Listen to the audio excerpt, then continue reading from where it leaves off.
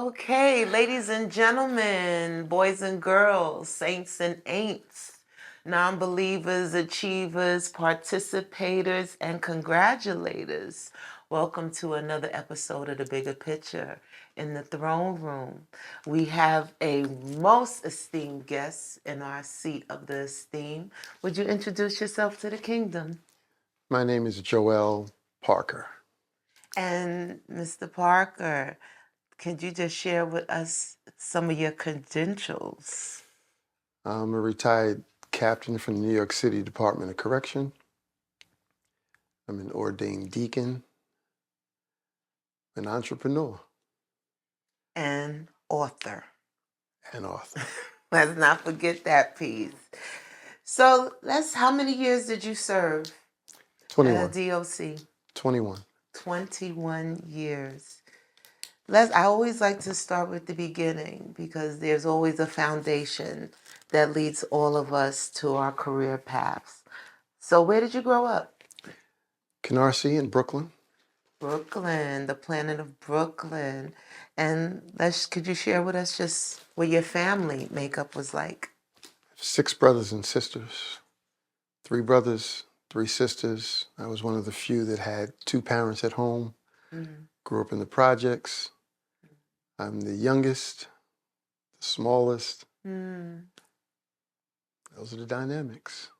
Well, which housing development in Canarsie? Brookline projects. Could you just give our viewers a snapshot of what it was like as a kid back then? It was a different world. I'm from the time where blacks weren't allowed in Canarsie High School. I marched with my mother for my brothers to go to Canarsie High School. The neighborhood was divided between the Italians and the Jewish community, and we were the pawns in the middle. Neither group spoke to us unless they were telling us what to do. Those were the dynamics. So what was the high school that they thought they could force us to go to as trying to keep us out of Canarsie? What was the option? Jeff, there wasn't a real option. They just didn't want you there at all. I think that's the reality that our youth and a lot of our parents now really can't even imagine, that there is a school that is being protected by prejudice and blatant racism. Right. And though you're part of the community, though your parents pay their taxes in that community, there's a whole nother factor in the community that says your children can't go here. Absolutely. Again, with the protests, my brothers finally went, and then we got a pass. Something dynamic happened. My brother was part of the 1972 all-city team. They did something that no one had ever done. They had an undefeated record for the entire season. Was that basketball? Basketball. Wow. That was the team that World Be Free was on. And then we got the acceptance of, well, not really acceptance, the tolerance to a different level that, okay, let's not chase them with bats and chains. They're okay. They gave us something. Which was a championship. Championship. I don't think our viewers, especially our younger viewers, know when you say bats and chains, what that really equates. Well, it's kind of like an old 60s movie where you see the hoses and the dogs. They had dogs. Unfathomable. Now there's a rampage of gun violence. But then you had to learn how to take a knife and how to kill a dog in elementary school. So we did. For all those who may not really visualize what Brother Parker is saying, there used to be packs of dogs in New York City. This is before PETA. This is before the Animal Humane Yes. Society, came in and started. This is before pit bulls and parolees, all of these new phenomenons where we're saving our pets. The New York City, Brother Parker and I grew up in, dog packs were real.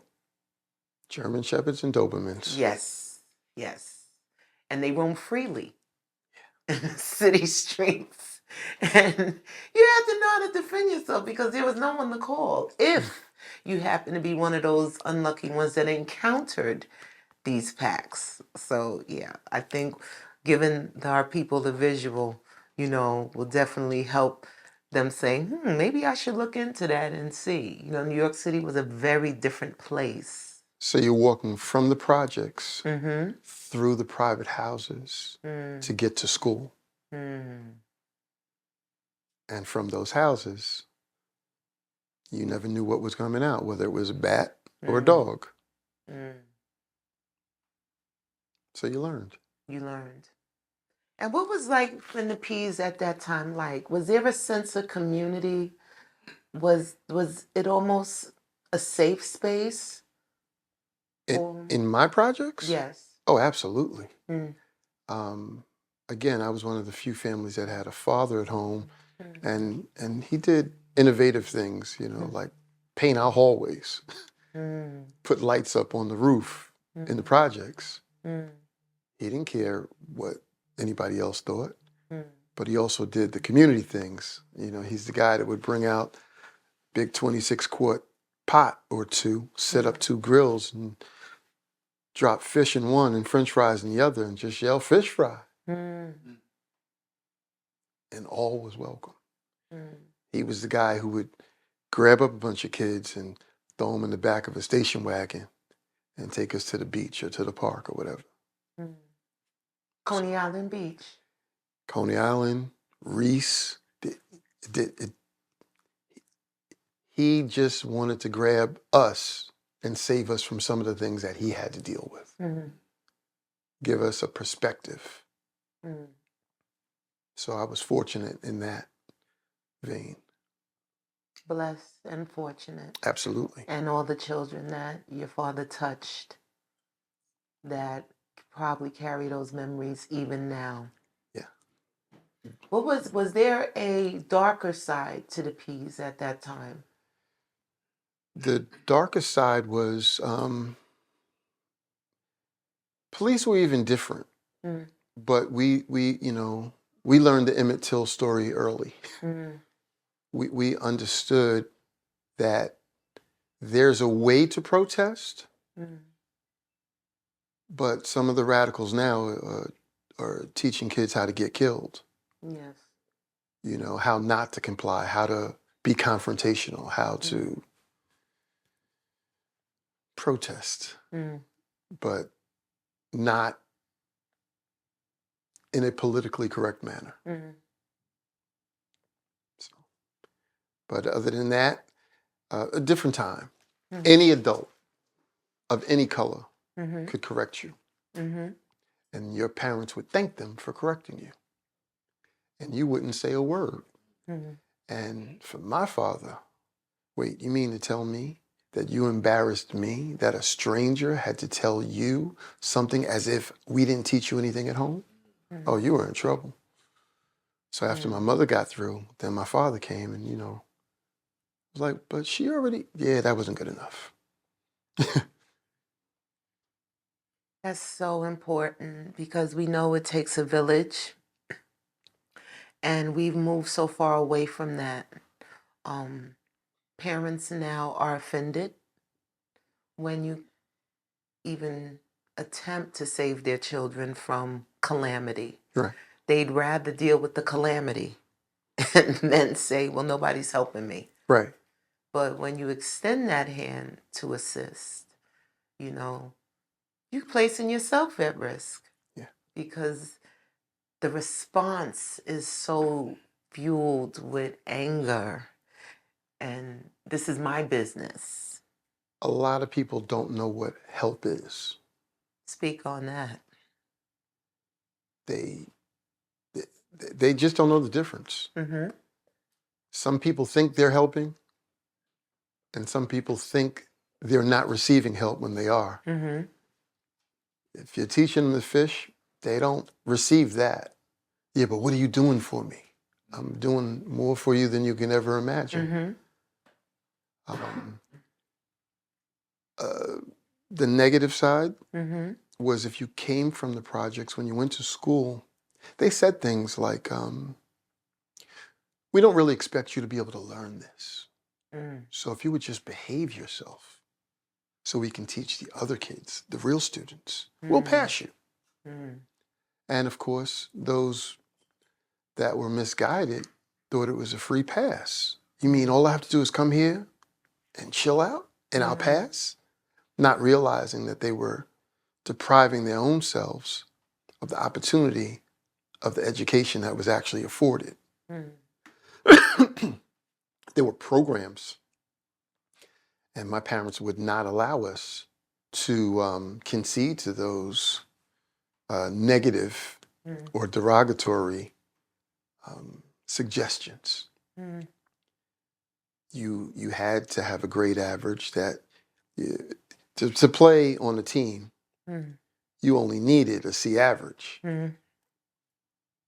That wasn't acceptable for the rest of the. Yeah, that's what they said, but that's not what we say. We say you need this, that, and the other.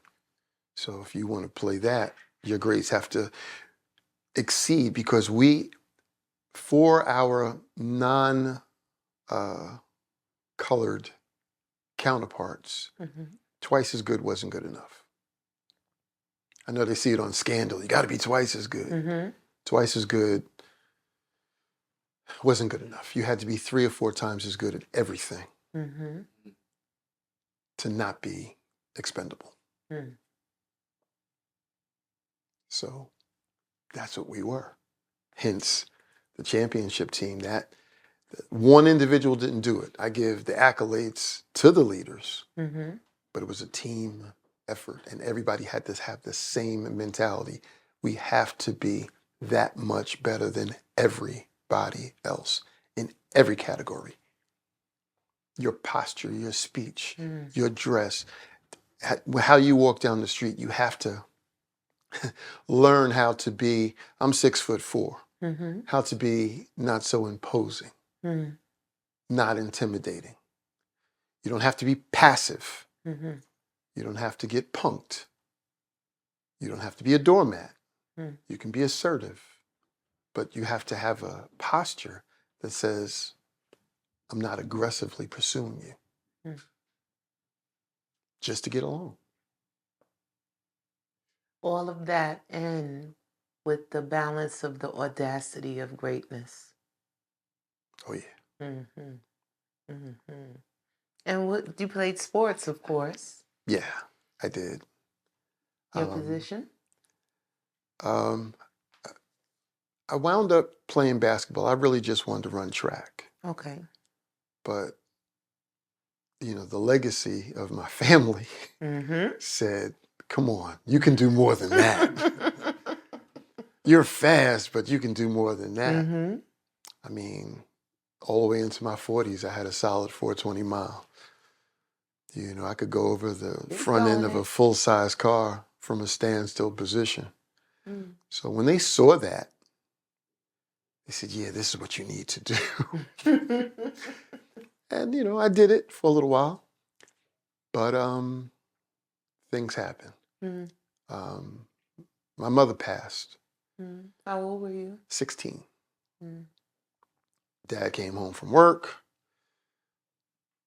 He was frustrated because, he sprawled across the bed. I'm tired. I'm trying to get in it, move over. And I'm hearing this back and forth. Well, not really back and forth. It was a monologue of him saying, come on, I'm tired. Stop playing.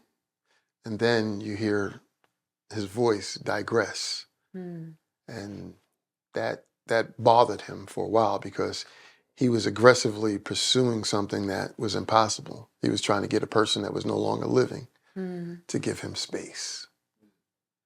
And that bothered him.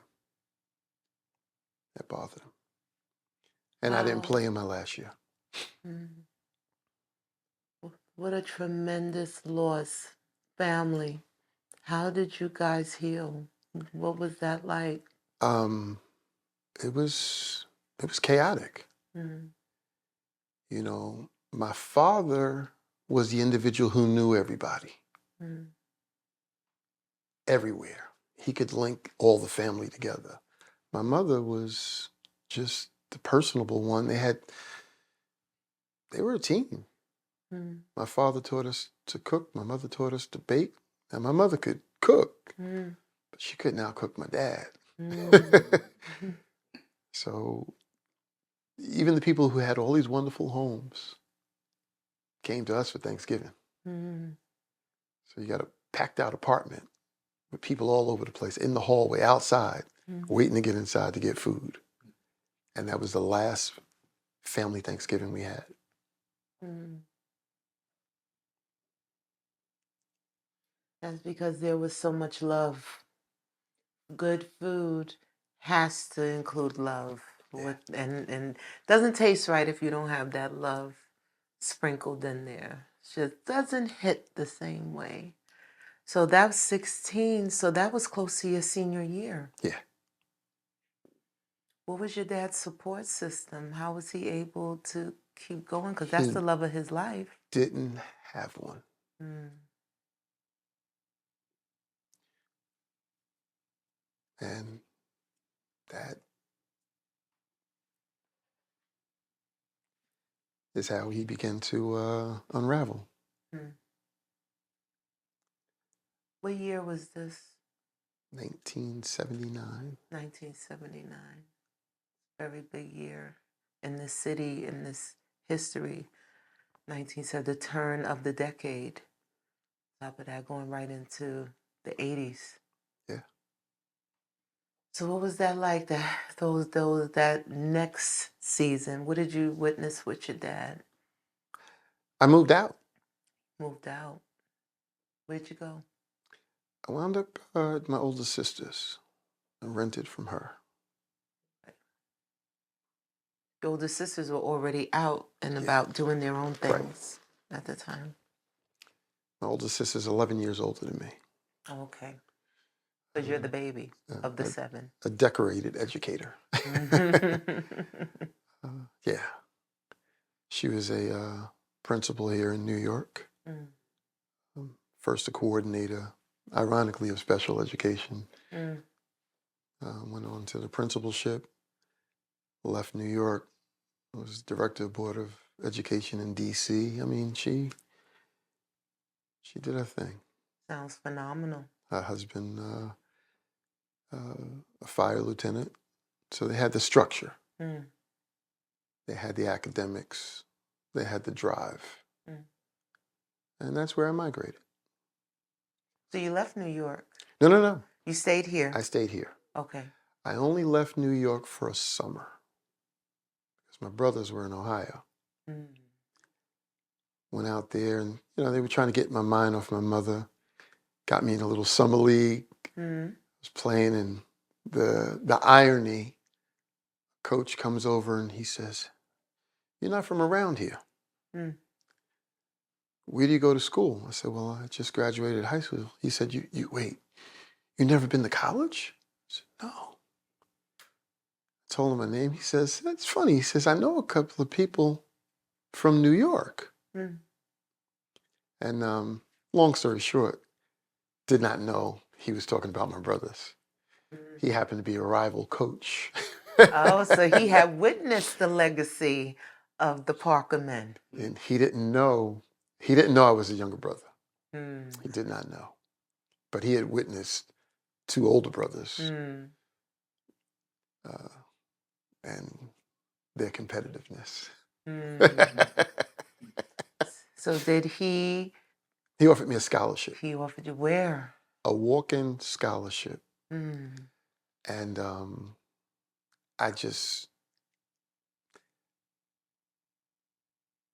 my mind really wasn't on any of that. My drive, I lost a lot of it in my mother.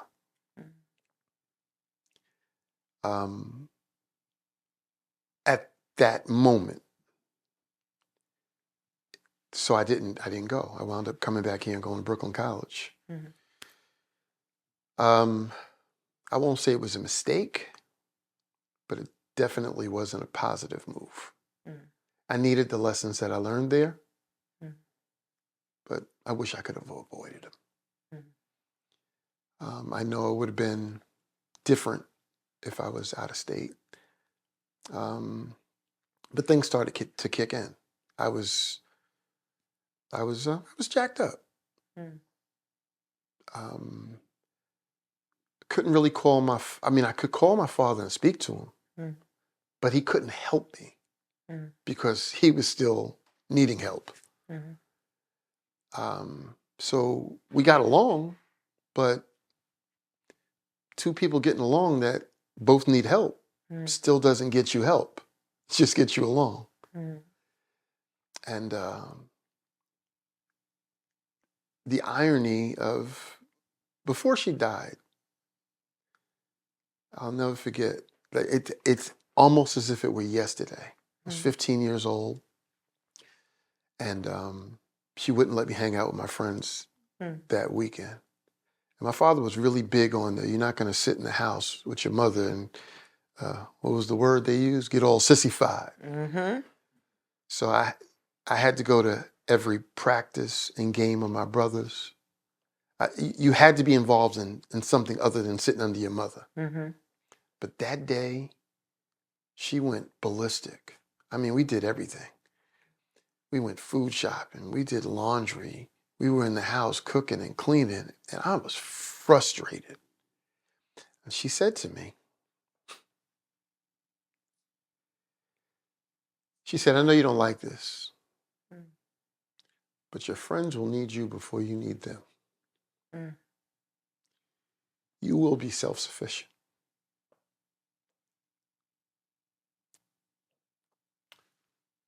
It's like yesterday. Amen. She said, your clothes will be clean, ironed, sewed. Your house will be clean. If you're hungry, you won't have to worry about going out. If you got kids, they won't be if you ever get one of those, I ain't cooking today women, it won't be a problem. Won't be a struggle, won't be a strain. You got kids, they won't be complaining daddy's cooking. 1 year later, she was gone. Mm. I stumbled upon a book I would like to give credence to Robert Fulghum. It wasn't an accident, but I wasn't looking for it. They found you. Title of the book is All I Ever Really Needed to Know I Learned in Kindergarten. Mm. The concept was everything that my mother said to me. And to this day, I do my own laundry. I don't have a struggle going in the kitchen.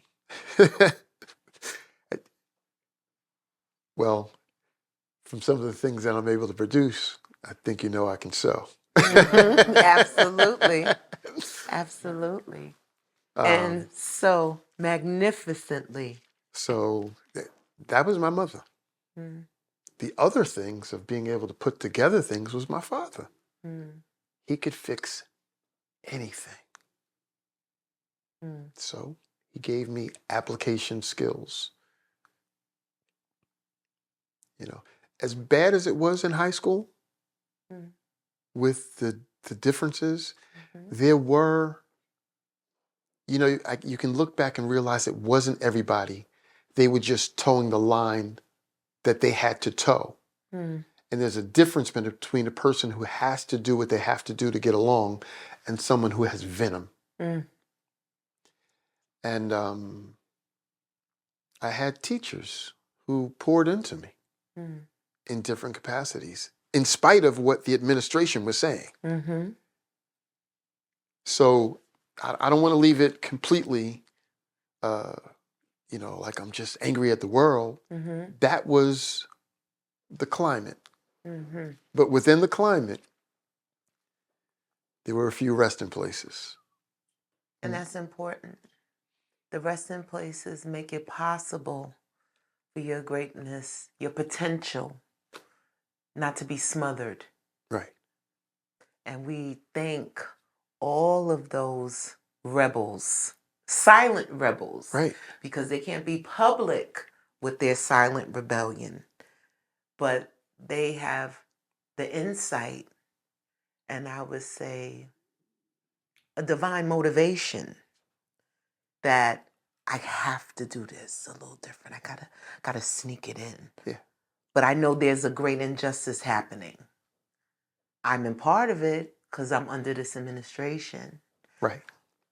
But if I could pour light, opportunity, without my head going on the chopping block and getting pink slip, that's what I'm going to do. And shout out to those who did that at that time. And my dad pointed them out. Oh, great. Not as individuals, but when he first said it to me, I didn't like it. He said, you can't retaliate against people in these groups who are coming at you. Why? He said, if you come at a person or are angry at a person because of their color, and at that time they still had light skin, dark skin shade, so color was just color. Period. Or their race, or their religion. He said, you're worse. I said, how am I worse? He said, because you've experienced it, and if you know it's wrong and you do it, you're worse, because you know better. Some of them don't know better. They're doing what they're taught, and they haven't seen anything different, so they really don't know. And I didn't like that. He said, so while they say you may never be equal with them, you can be better.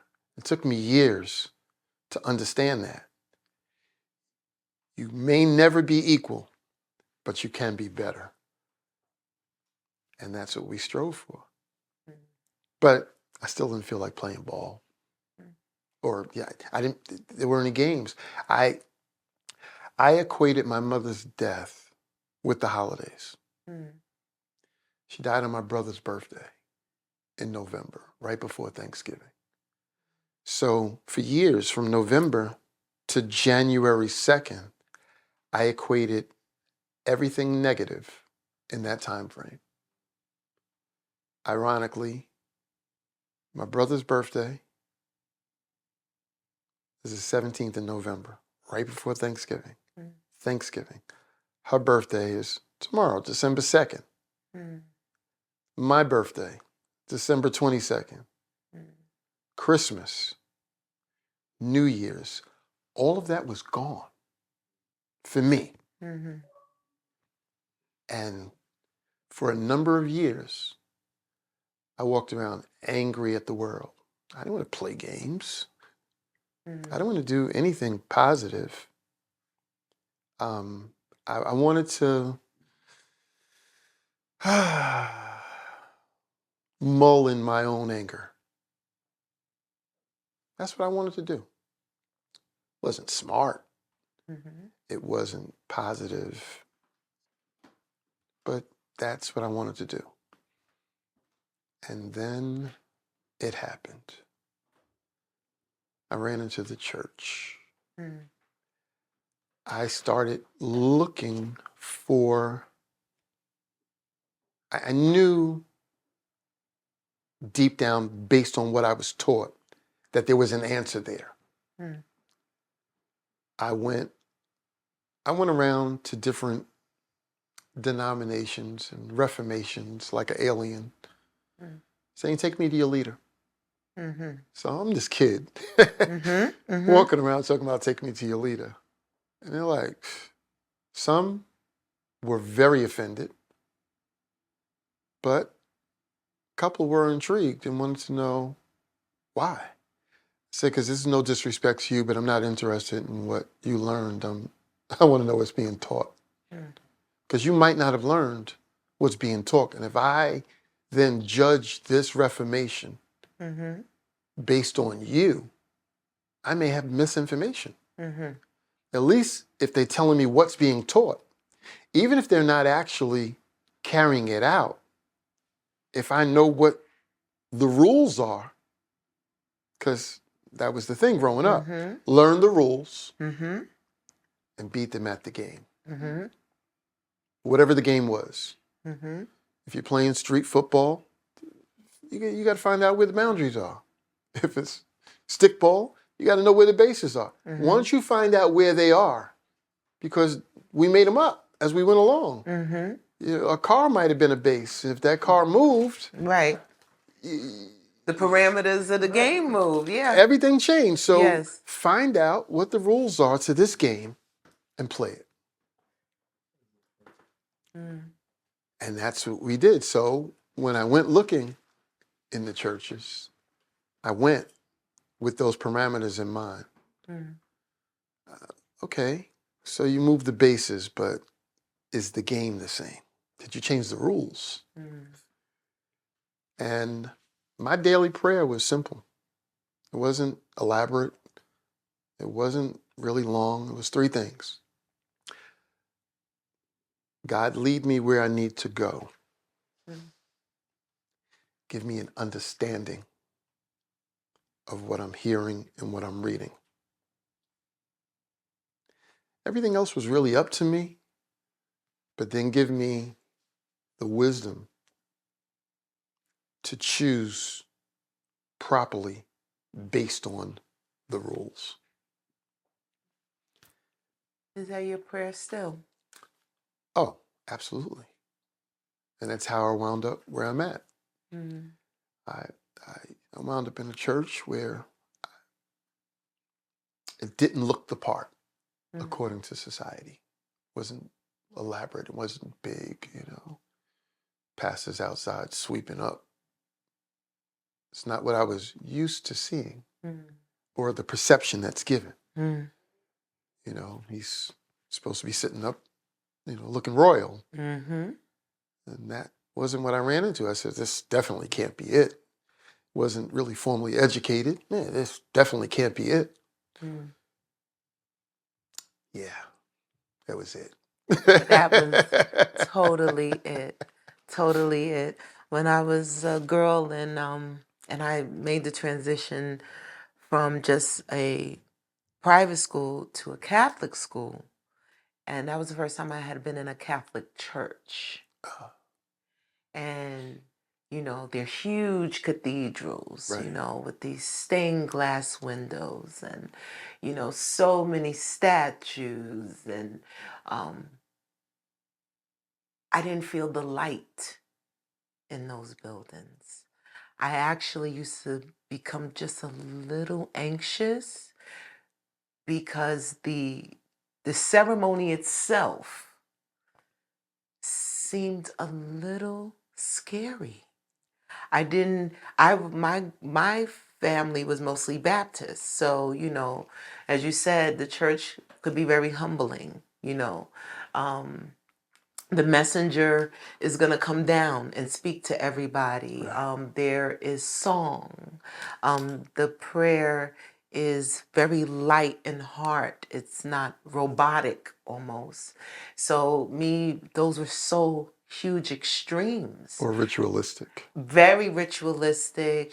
And we're talking about the smoke, you know, as the priest comes out and the altar boys, the whole get up. And it was a little scary to me. It reminded me a little bit of some of the snapshots of some of the movies I've seen. And so when you said that, finding the right place, and you don't need the grandiose, because oftentimes the grandiose is a disguise for what can't be fulfilled otherwise. So I thank you for sharing that. What was the pathway to DOC? How does one get on the path to DOC? Well, I'm still not financially progressive. And this is the 80s now. It's the 80s. I've had a job since I was in 10th grade. I actually won that job. It was a prize. One of the teachers who was pouring into me was a wood shop teacher.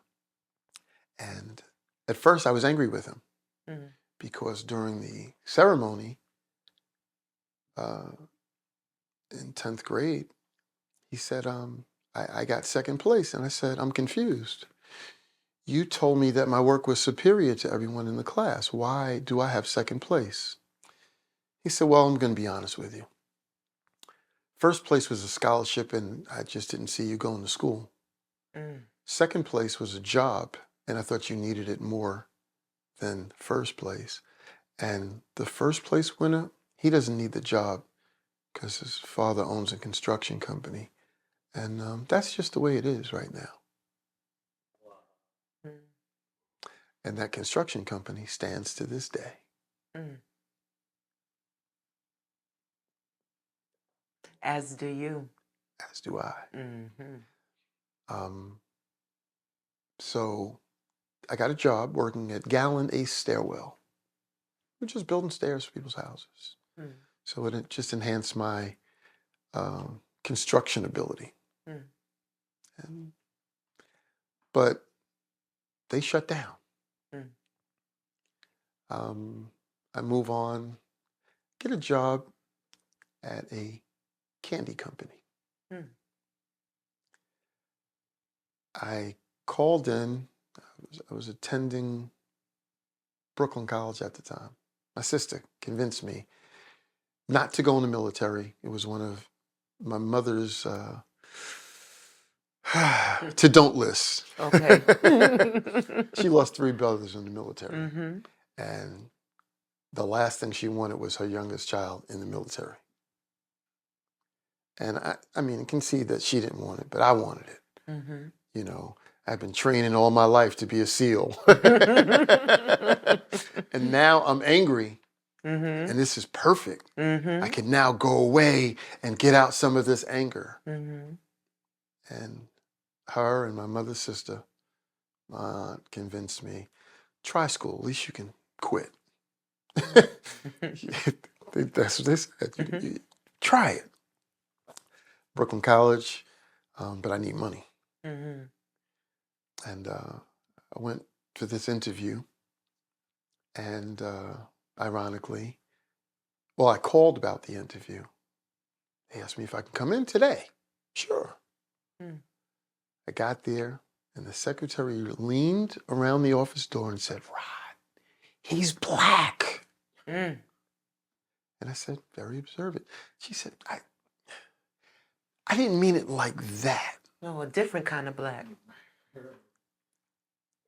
And it turned out she really didn't have the malice. Mm. She was surprised. Mm. She said, when I spoke to you on the phone, I didn't detect where you were from. They wound up hiring me. Mm. And I did good, real good. Oh, real good. I was selling sugar-free candy before it was popular. Mm. Turned my first million in 10 months. Mm. The only problem was the good brother had a bad brother who wasn't sharing. Mm. He was funneling. I didn't know how good I was doing. Mm. You had no idea. I was just having fun. Mm. I went to my first trade show in the first month because the older brother, the religious brother, the Jewish religious brother, couldn't work on Saturdays, and he didn't like people. What was in sales? He was a physics. No.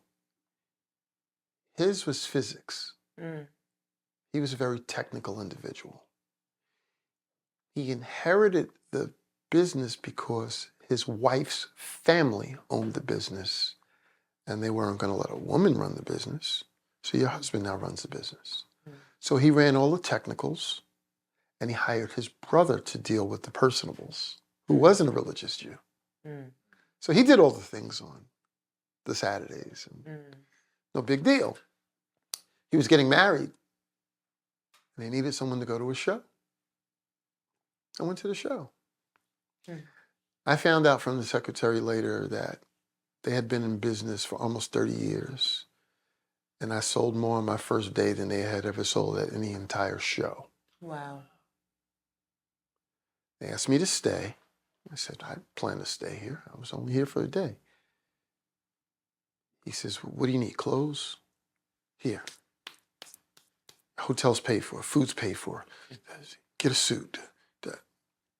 I didn't realize how he didn't have interpersonal communication skills. But he was a nice guy. Mm. But his brother, Mm. If I have a problem with your brother, Mm. who do I tell and what do I say? Mm. Seriously. And I'm a kid. I'm a black kid Mm-hmm.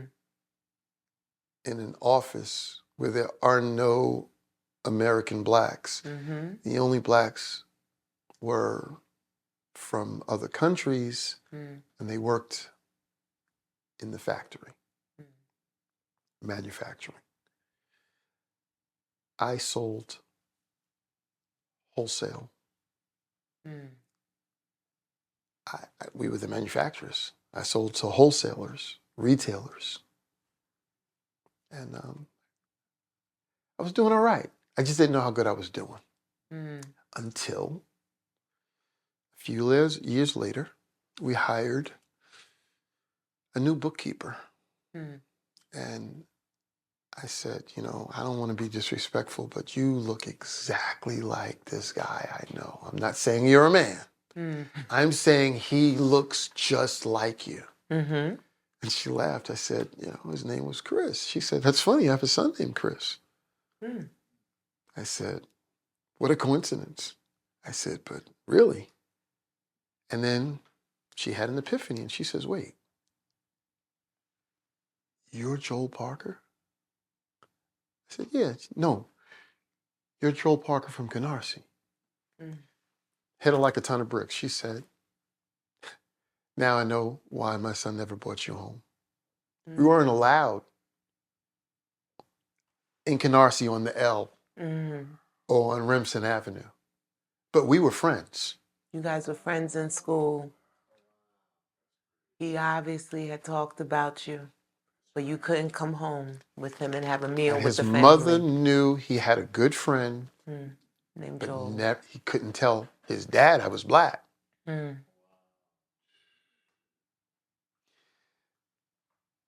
When his mother realized who I was, she called him.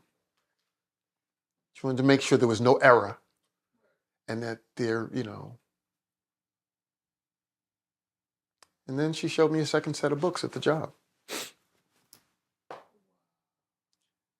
Said, these were all your clients. When they first hired me, I was supposed to have 10% on commission. I had a base salary. Okay. 10% of your first sale. 4% of a second sale. 2% of every subsequent sale. Like a broker.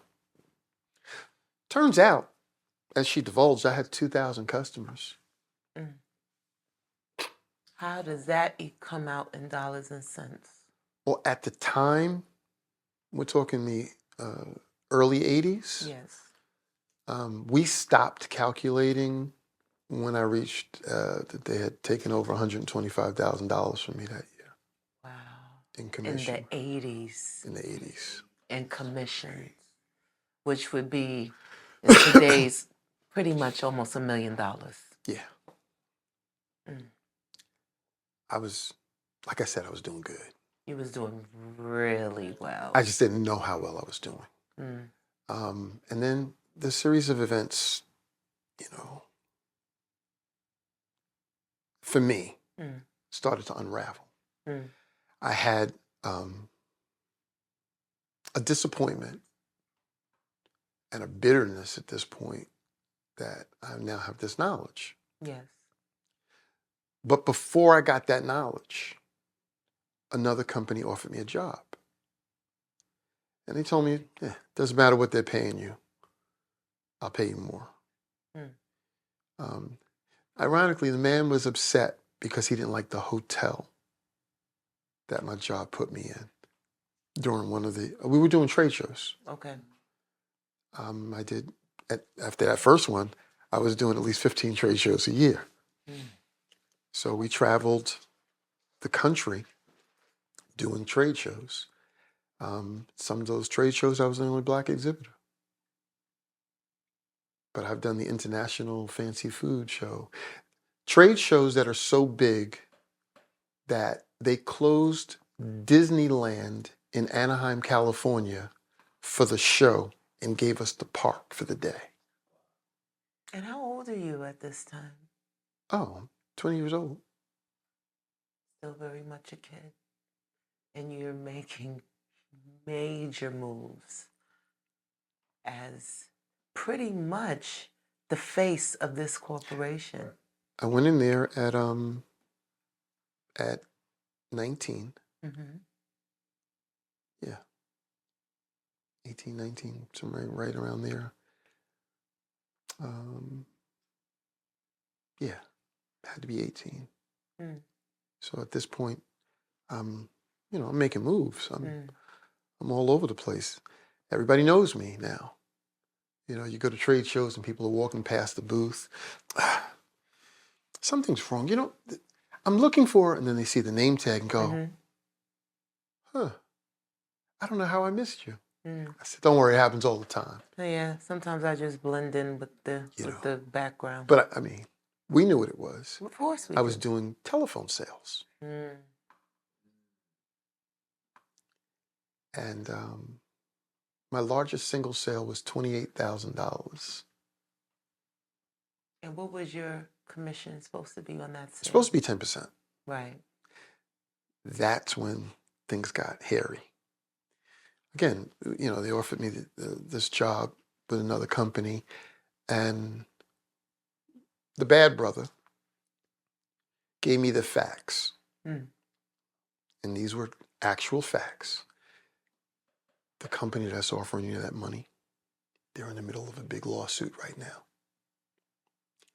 They're being sued for taking plans for their machinery and for their products, and you don't know if they're going to be around. I mean, we can give you a little bit more money here, but this place you already know. Mm. You don't want to go there. And when I checked the facts that he gave me were real. Mm. I've since learned that there's a difference between facts and truth. Mm. I'll save that for another time. Should I? No, go ahead. I'll probably get in trouble for this. It's not politically correct. But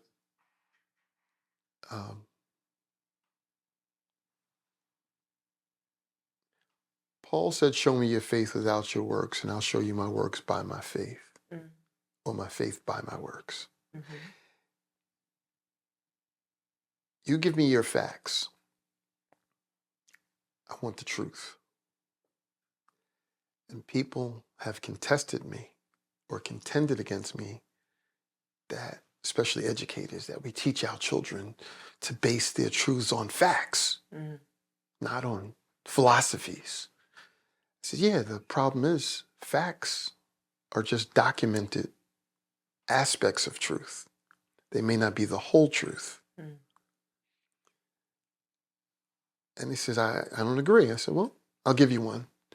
This is my favorite one. It's not the only one, but my favorite. If I were to tell your husband that I was going to, get him a little side piece, hook him up with this legal woman, that, happens to be rich and famous. And, we'll keep it quiet because I'm looking out for you. You find out that the terminology I used was legal woman, that, that woman's name is Caitlin, but do you want the truth? That Caitlin that I was introducing to you was born Bruce. Mm.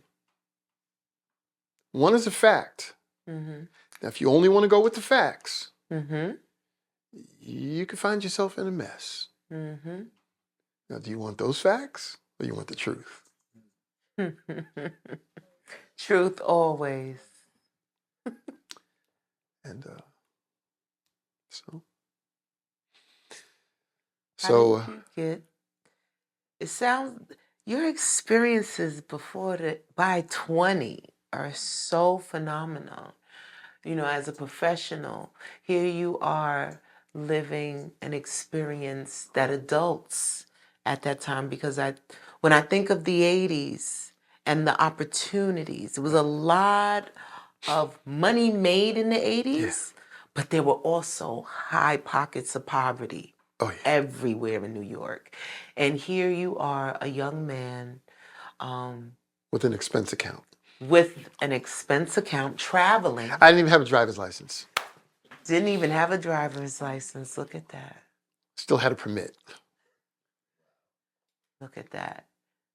How did that lead you to the wonderful, diverse world? Department of Corruption? Department of Correction. I'm sorry, I meant correction. Okay, so we're at the final stage here.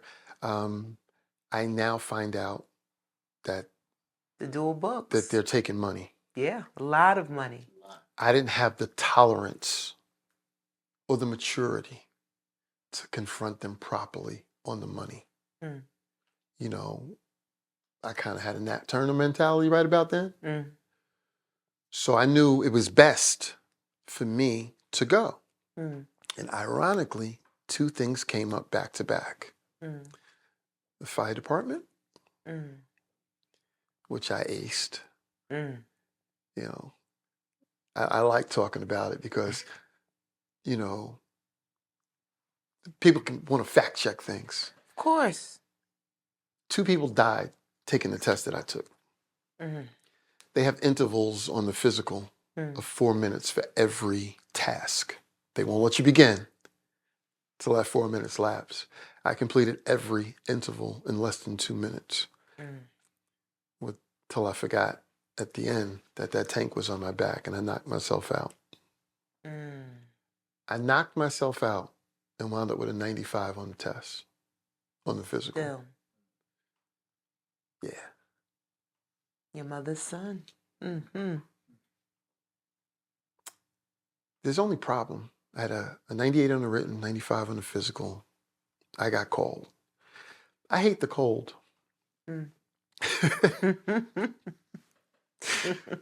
People laugh. Wait, the cold? Yeah, the cold.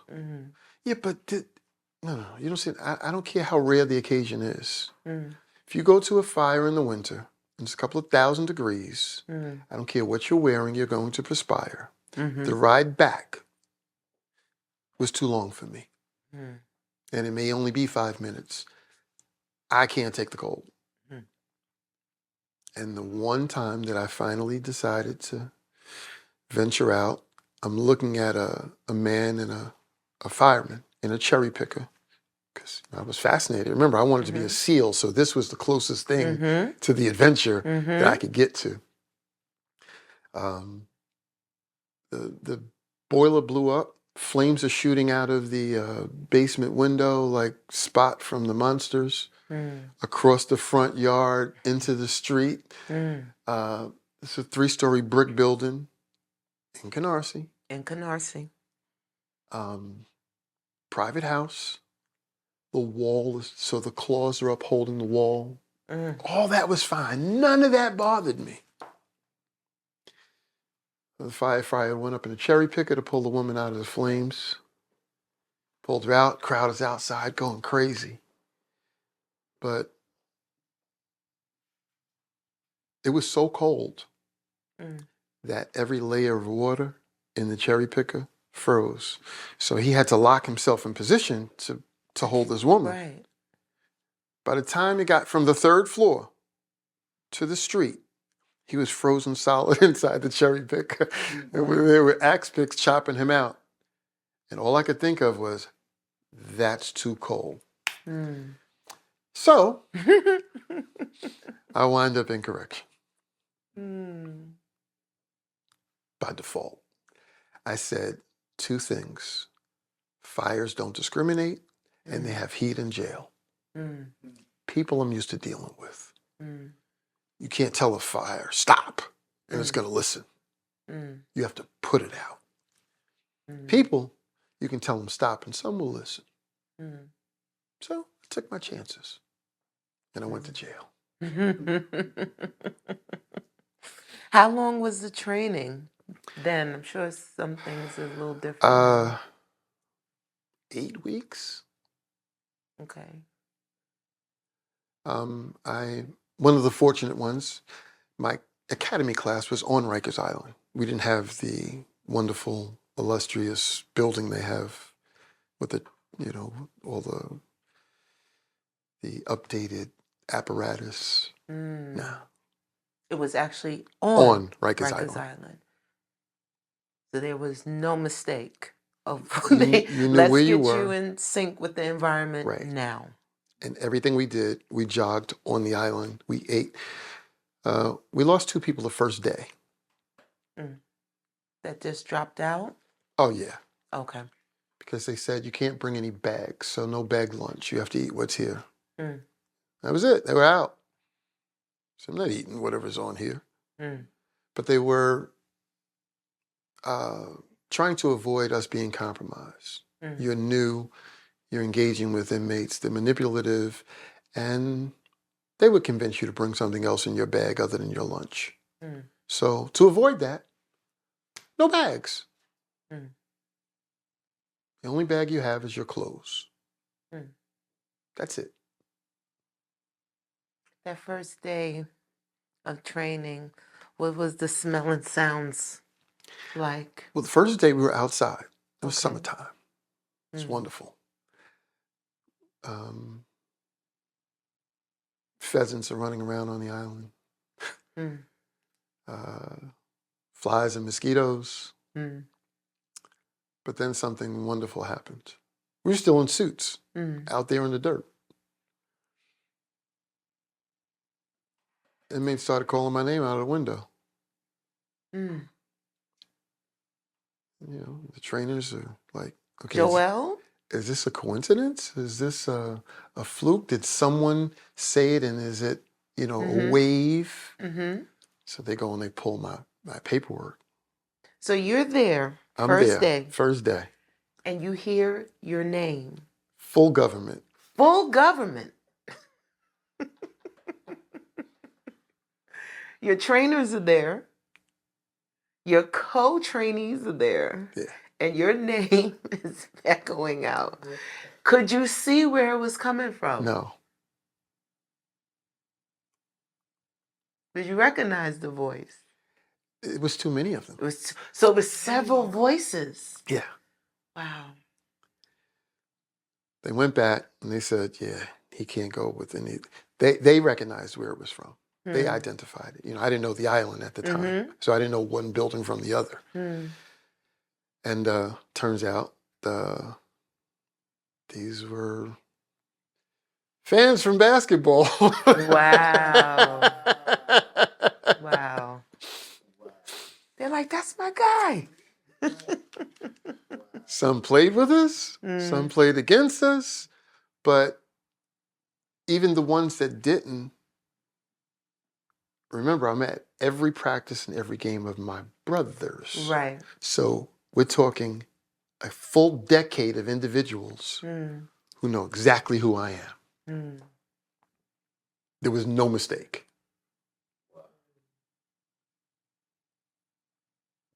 So they wound up orchestrating and putting me in the worst building on the island.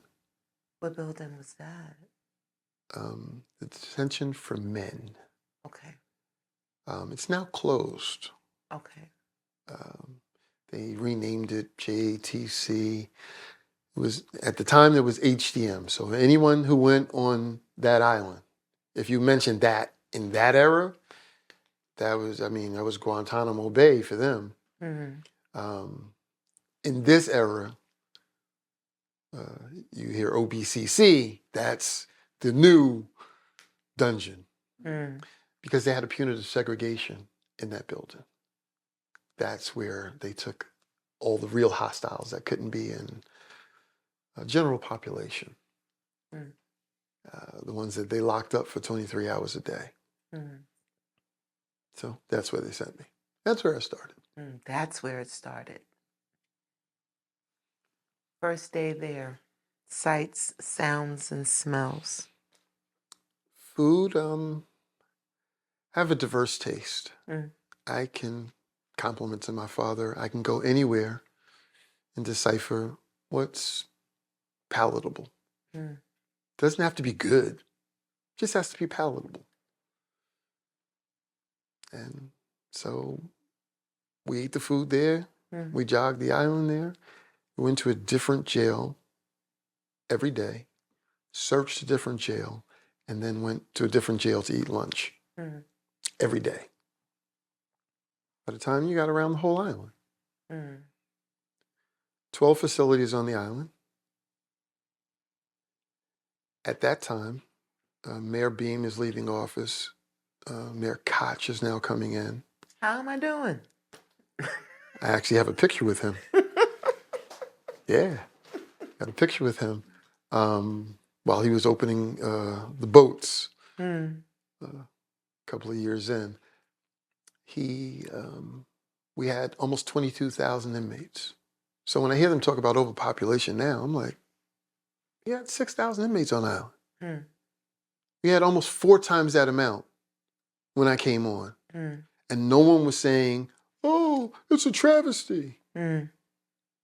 Koch said, there's too many people. And he started looking for ways to give early release. So kudos to Koch. He reduced the population and gave us some of the best raises we ever had. I remember Koch as a little girl, and you could catch him many different places in New York City. He would be outside. He was personable. Amongst the people. And his favorite line was, How am I doing? And you really had the opportunity to tell him. Yeah. Whether that was a yay or a nay. So he was the first that had the courage and the insight to say, I have to take care of the people. Yeah. That's taking care of the people. Yeah. And he wasn't afraid to be around the people because he was taking care of the people. Right. The rest of these people are hiding. You know, right. Please. Can't hide. You need an appointment to get an appointment. Right. To the appointment. So, what was the rate? So what year was that you came in? 85. Wow. Big year. That was, we were right there at the crack era. Crack era was... There you go. Coming creeping in like the angel of death. So I get infused. I moved from HTM. They opened a new building. And you could eat off the floors. One of the best wardens I've ever encountered. Quaslam Inham. Ironically, he did something that was unconventional. He would do things like, first of all, he addressed all the inmates coming in. Every one of them. If he didn't go himself, he had 2 other people he had sent behind him. And at that time, you know, processing was a little slow. So even if he was off a day or 2, they'd still be there getting processed. Little different without the computers. Yeah, but not even that. Just the rules were different. Okay. You know, there was no rush. I mean, where are you going? So Gonna be here. right.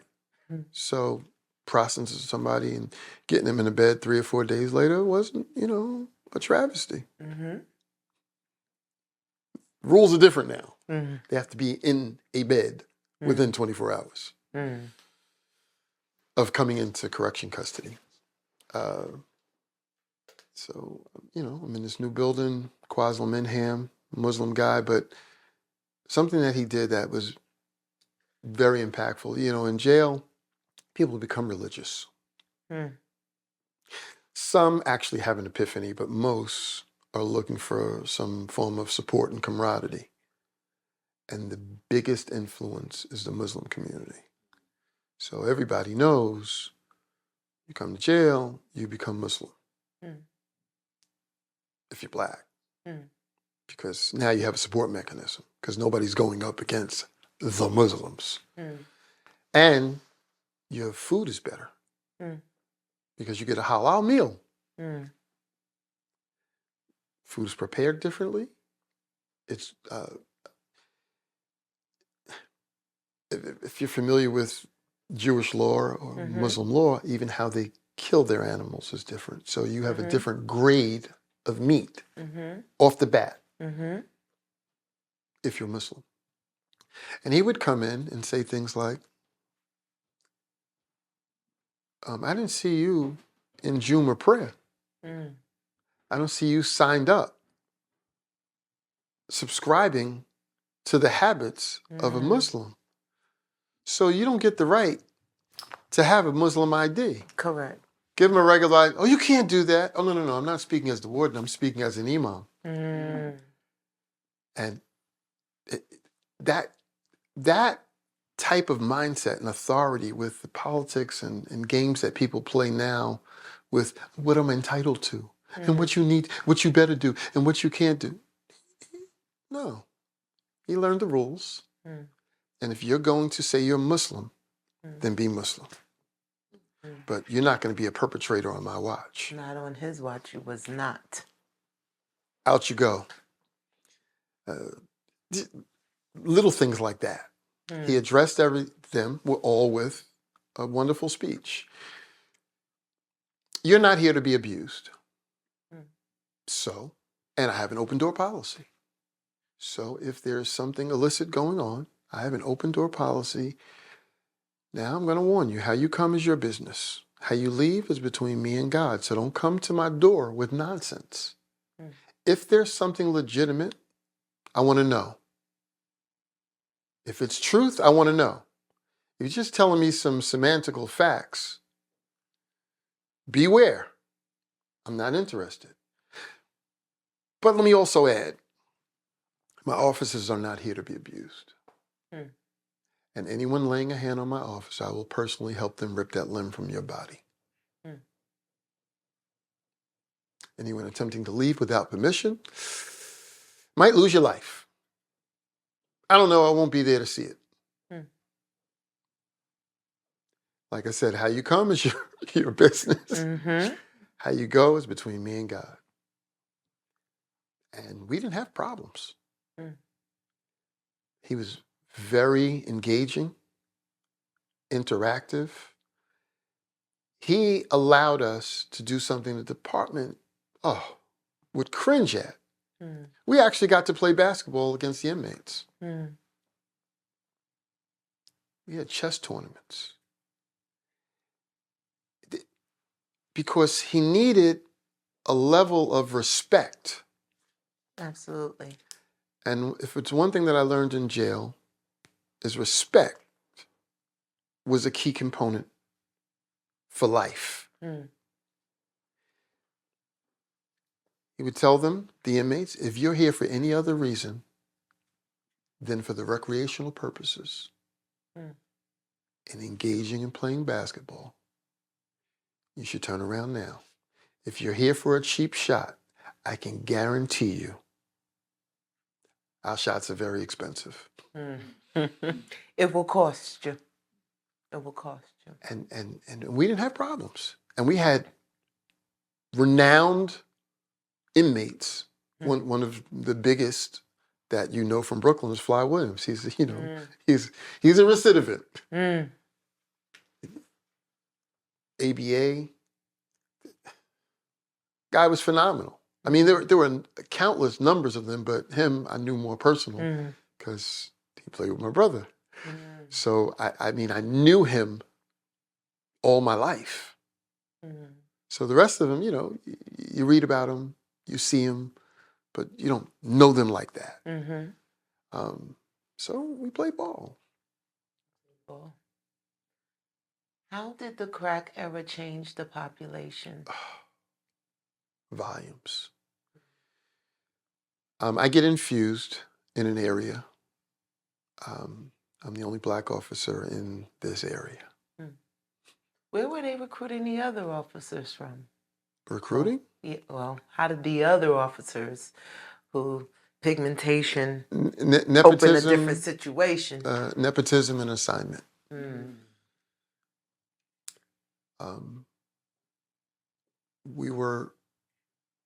I get infused in an area, and they made us central reception for Rikers Island. My job is to process, assess, and classify every individual coming on there and disperse them to their respective jails. For, I guess, a layman's visual, I'm the triage nurse.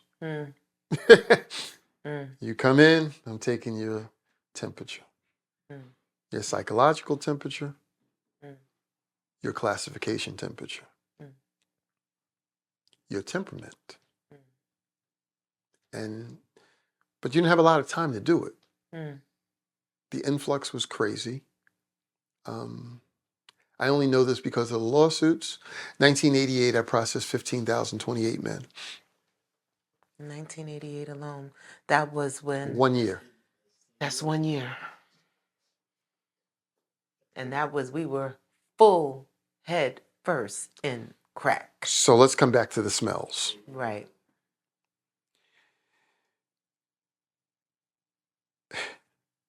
An inmate on a crack diet has a smell.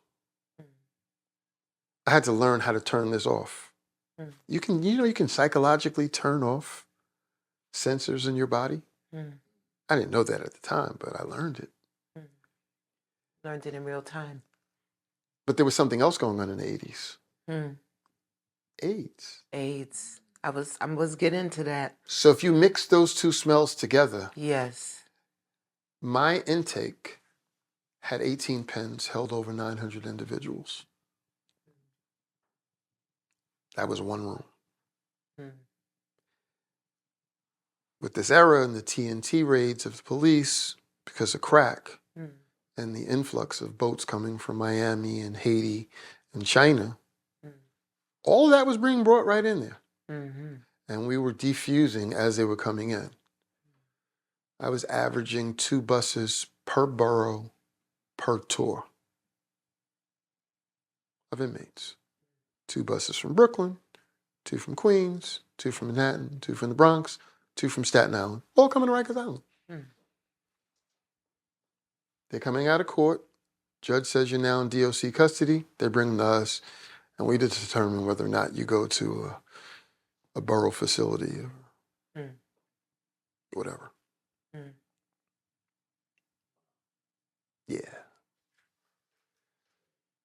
And they talk about overcrowding now. Right. Back to 88, 15,000 in that year. Yeah. What did that look like? Because now, is that when we're seeing the emergence of the baby detainees? Because there were so many kids. Well, you see the influx. It wasn't an emergence because they had an adolescent house. Right. But what you saw was an uptick in the women's population. What you saw was an uptick in the medical facilities.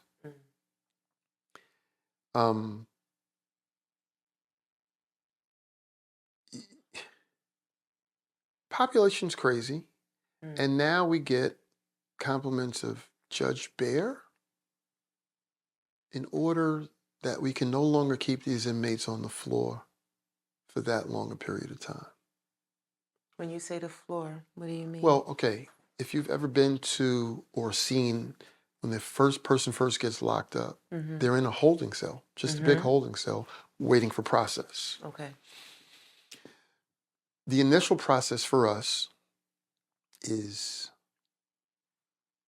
fingerprinting, pictures, basic classification of your religion, dietary restrictions, medical conditions.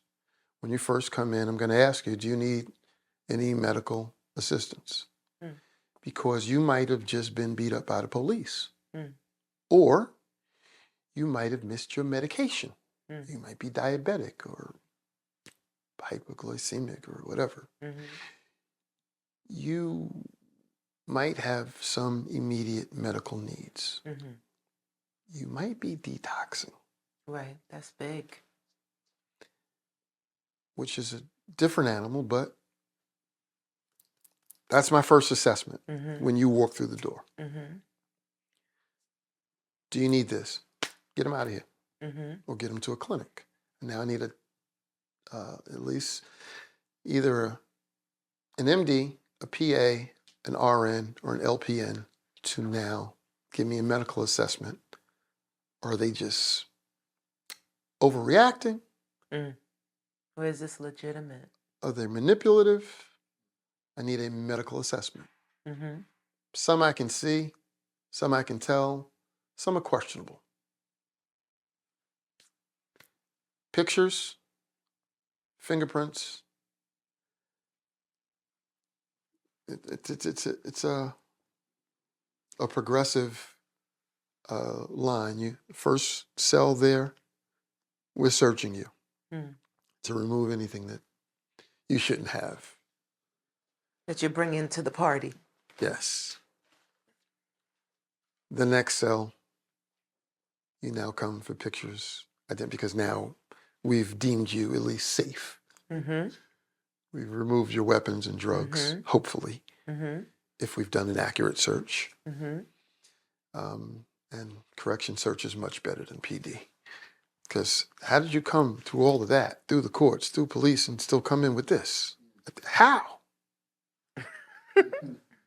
What is some of the most interesting things that have been retrieved in the search? You might need a day for that. Just pick one or two. 8-inch knives. 8-inch knives. Handcuff keys, hacksaw blades, rounds for guns. That's just on admission. That's just submission. We're not talking later on. We're talking coming through the door with it. And at the top of the cherry, a 22 automatic. A 22 automatic. Loaded. That had passed the regular, had went through the court. Yeah. Made it on the bus. Now at intake. And this is a 22, fully loaded. Yeah. Ingenuity indeed. And for people who are, I know they're going to Google it. Just Google gun secreted in inmate's body. Yeah, that'll come up. Sure. Is there anyone held accountable up until that point for someone to be able to bring in any of these items? Maybe. There are variables. Depending on your color and your political affiliation, or your political affiliation, the answer is absolutely no.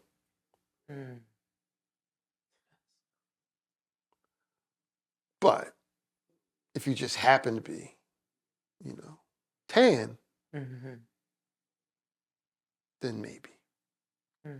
It depends how it happens. There are variables. There are restrictions on how we can search. Yeah. Restrictions. And there are some people who are really, really good. The first handcuff key that I retrieved was in an individual's nostrils. Not easy to find because that is technically a cavity search. Correct. And we are not authorized to do cavity search. You need a physician. So depending on where that is, the oddity for me with that 22, it was in a male. See, if it was in a female, I might have understood it, but it was in a man. Because we know the capacity of the womb. Exactly. It was a man. Was it discovered in medical? No, it was discovered when it turned and he couldn't get it out. Holy smokes. So he needed help. The jig is up, literally. The jig is up. The jig is- So he had to ask for help. Yes, yes, because he's now constipated because he has a blockage.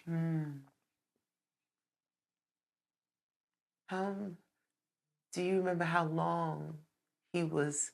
Because so he completed the process. Completed the process. He was already in his respective house. Yep. And it was intended.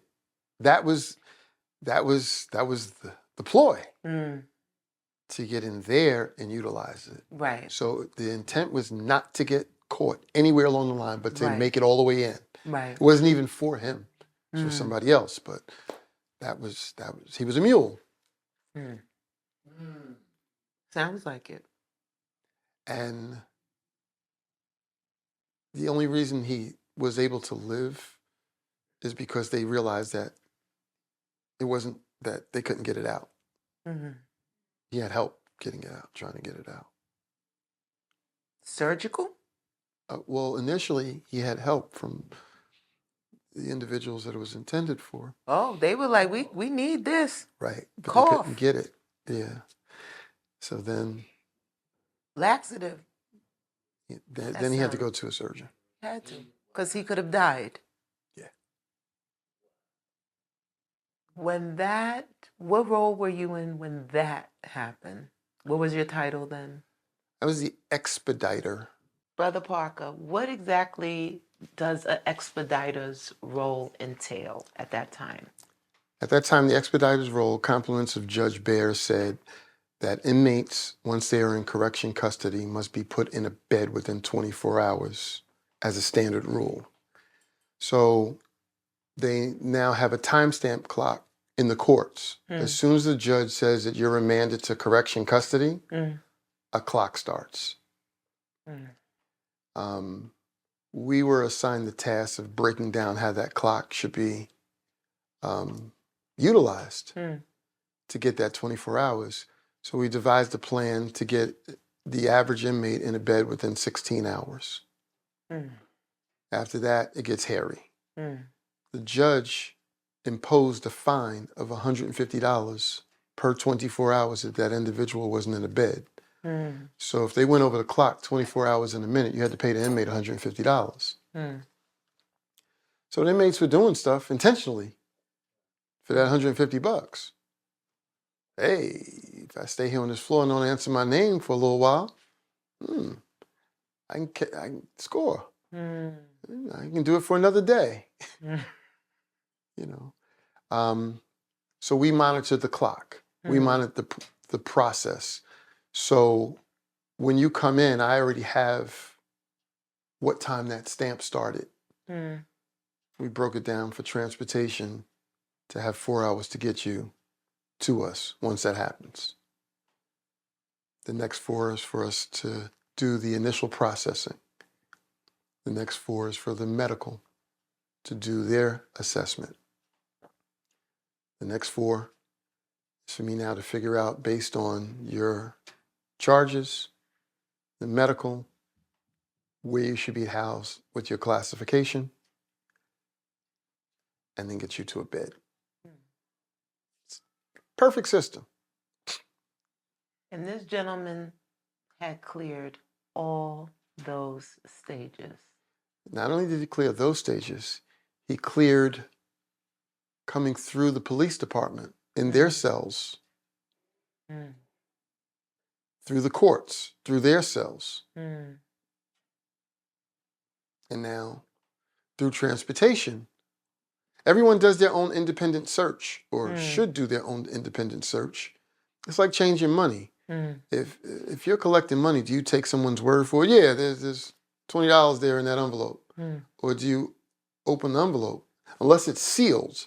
If it has a seal on it, that's different. But if it's open, you check. Well, if someone still has accessibility, you check. Mm.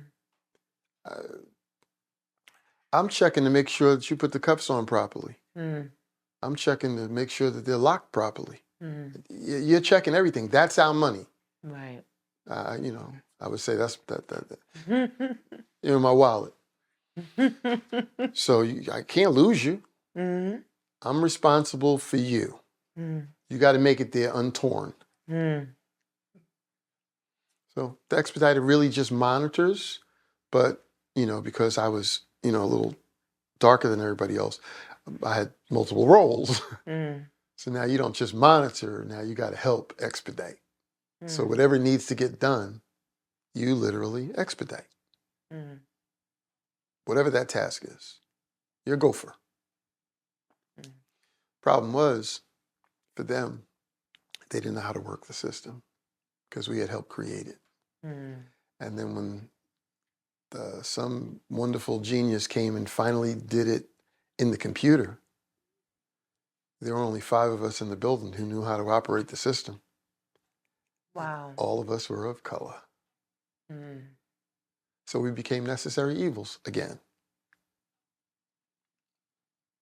You know?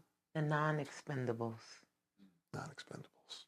The non-expendables. I later found out that the reason I got infused is because they said every time they tried to infuse someone in there, they didn't last because they were one-dimensional. They could either write really well or fight really well, and you needed both. You did both. Mm. Mm. Mm. Tell me, what are the special needs of the female population? Because I did hear you loud and clear when you said that the crack ever, you saw a different spike and trend in the population, but in particular, the female population started to grow. Okay, I saw it in numbers initially. I didn't actually get to the women until I was promoted to captain. And what year was that about? 2000. 2000.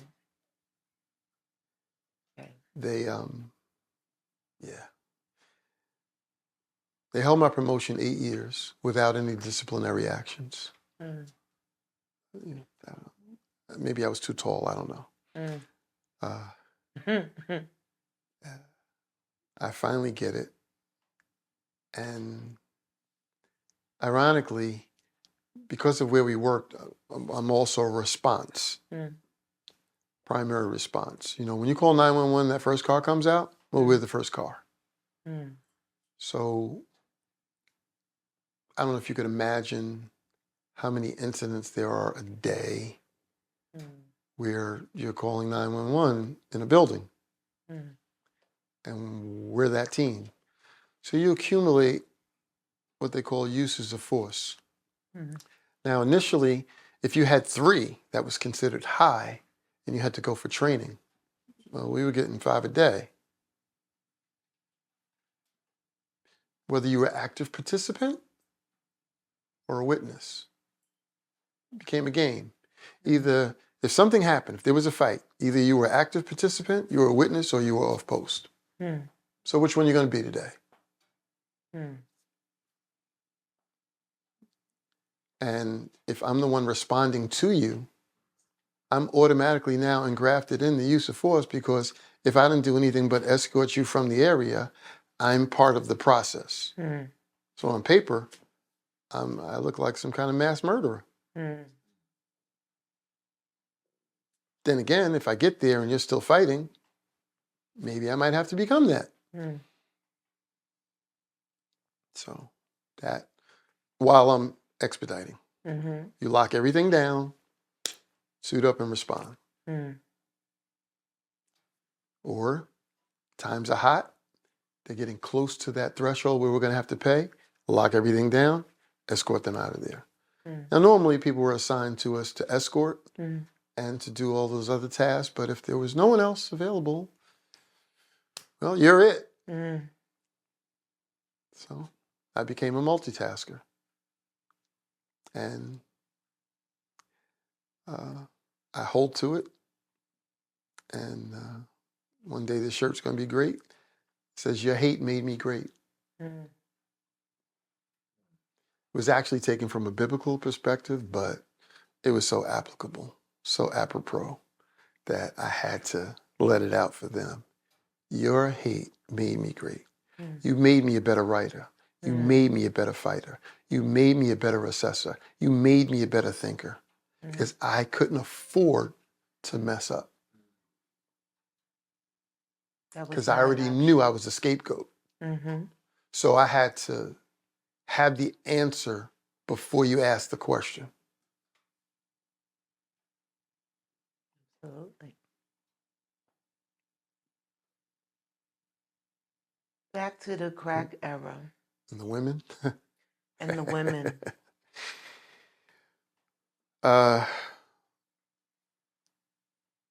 When I went to do the anti-recidivism program after, Mm-hmm.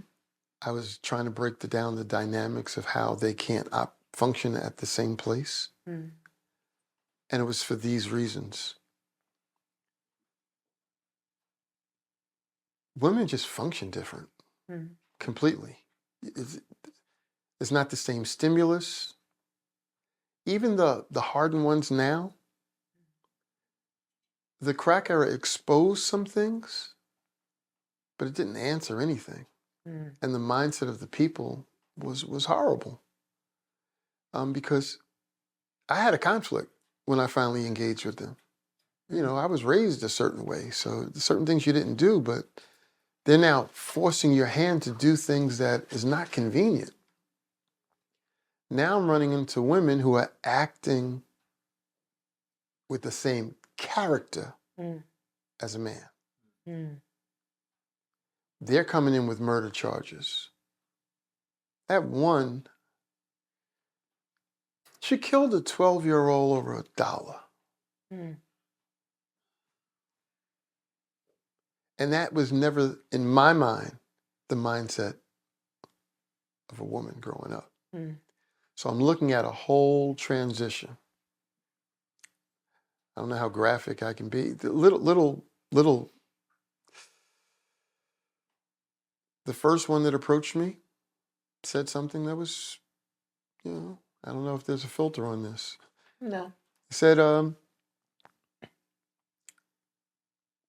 we don't have any sanitaries. So that's ridiculous. How's that possible? Mm-hmm. Then it dawned on me. When we run out of something, we call the next jail. Tell them, hey, we're out of this, Let me get some from you until the supply shows up. Mm-hmm. Well, there's only one female institution on the island. Mm-hmm. So there was no other place to get extra supplies. When the supply ran out, it was out. So what are you guys doing? Mm-hmm. There's 1,100 women in this building. Mm. They're giving us extra rolls of toilet tissue. Mm. What? Then I found out they had tampons. Mm. Remember, I'm still new to the women thing. Yes. I said, well, you got to use these. The amount of women who complain that it's not sanitary, that you're supposed to flow and this, that, and the other, and those are for strenuous situations and not for everyday use. And I'm like, okay, so I'm getting a whole new education. Mm-hmm.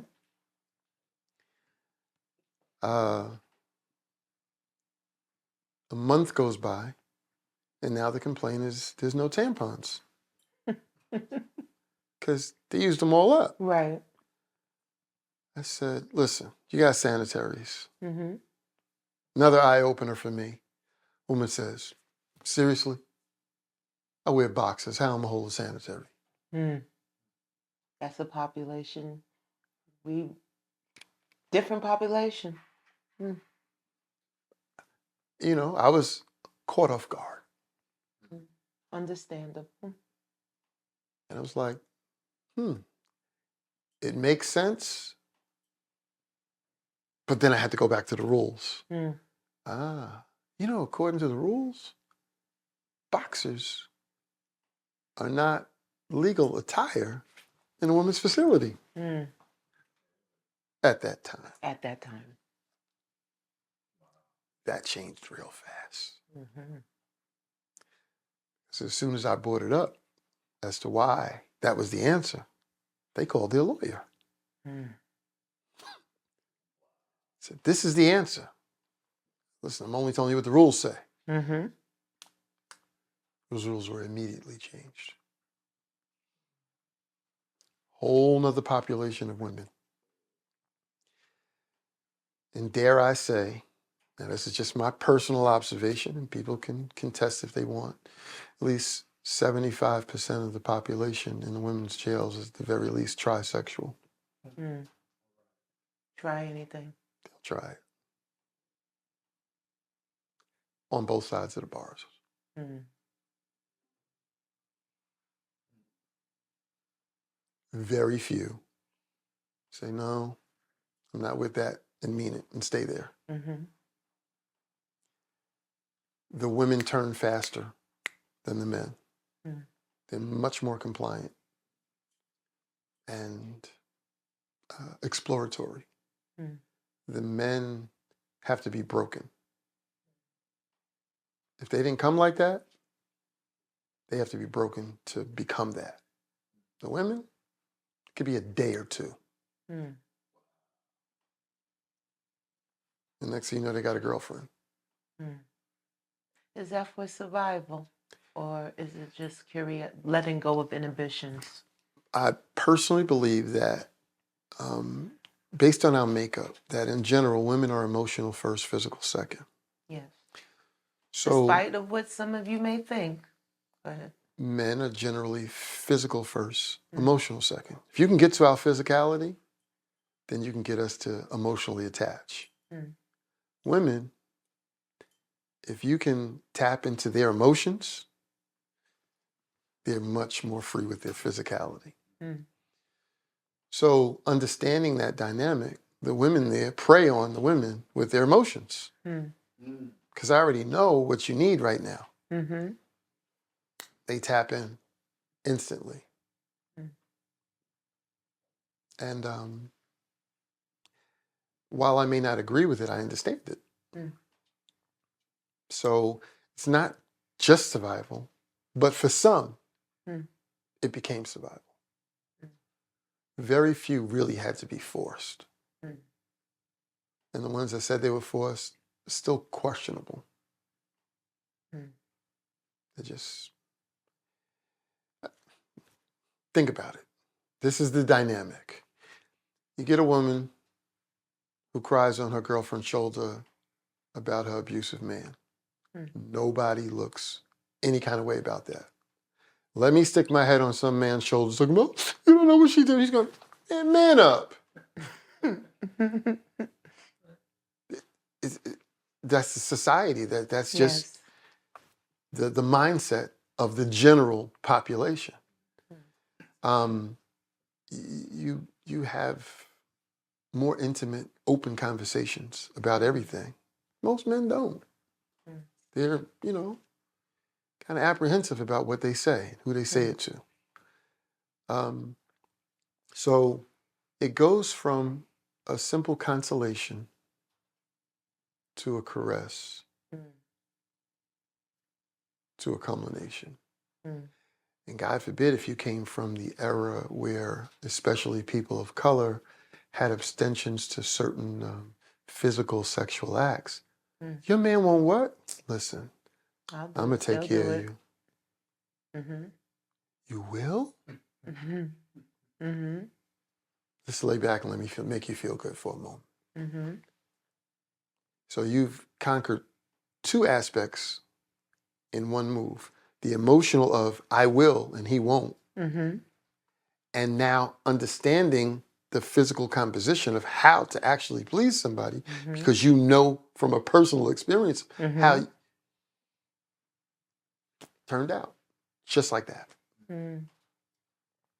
And for the guys, we see in movies, I think Oz painted one of the most horrific portraits of what assault looks like, what the power dynamic is. How real is that for the males? It is, but it isn't. It again, variables. Okay. I don't think you can find a Muslim inmate that's ever been raped. Mm. That speaks volumes. Amazing. Mm. You have to be outside of a group. Mm. But the dynamics then changed so drastically. We had an influx of so much diversity at one time that no one knew what anything was. Mm. You got to go all the way back to understand why people of color were allowed to be officers to begin with, is because the white officers didn't understand their communication. They needed someone who could at least understand what they were saying. Mm. They were talking slang, pig Latin, and other means that people from the suburbs, what they saying? Couldn't decipher. What's going on? Mm-hmm. Well, we need some people in here who knows what's going on. Mm-hmm. So my influx, crack era, AIDS, Mm. and the most prominent gangs at the time were still Bloods, Crips, Latin Kings, and Nietas. Mm. Now we had 31 gang classifications. The others that didn't get spoken about as much were the Asian gangs, the Aryan gangs, because they're not as popular in the city as they are upstate. But when you go to a state or federal penitentiary, there you don't see the mob in a city jail. Mm.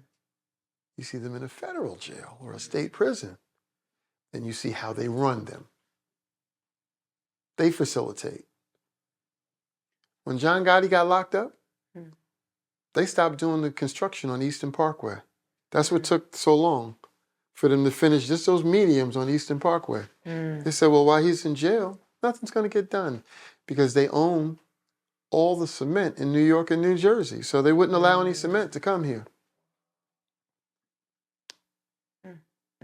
Dynamics, power, things that are intangibles because you can't really see them. You just have to know what happened. So being able to understand that kind of climate makes you less expendable. When you can walk in and, okay, no, they're not in power, they are. Well, how do you know? I can see it. And I can't explain to you how to see. So those were dynamics. The women had dynamics. They had hierarchy. A lot of them initially were assumed by the courts that they were taking falls for these men because that was the thing. For the passive ones, hey, hold my gun, I'm getting ready to get locked up. And of course, you play the lady role. You can't search me. And by the time elapses where they have someone qualified politically to do that, you've already discarded what we needed to find. But some of them, was like, why am I playing second fiddle to some man?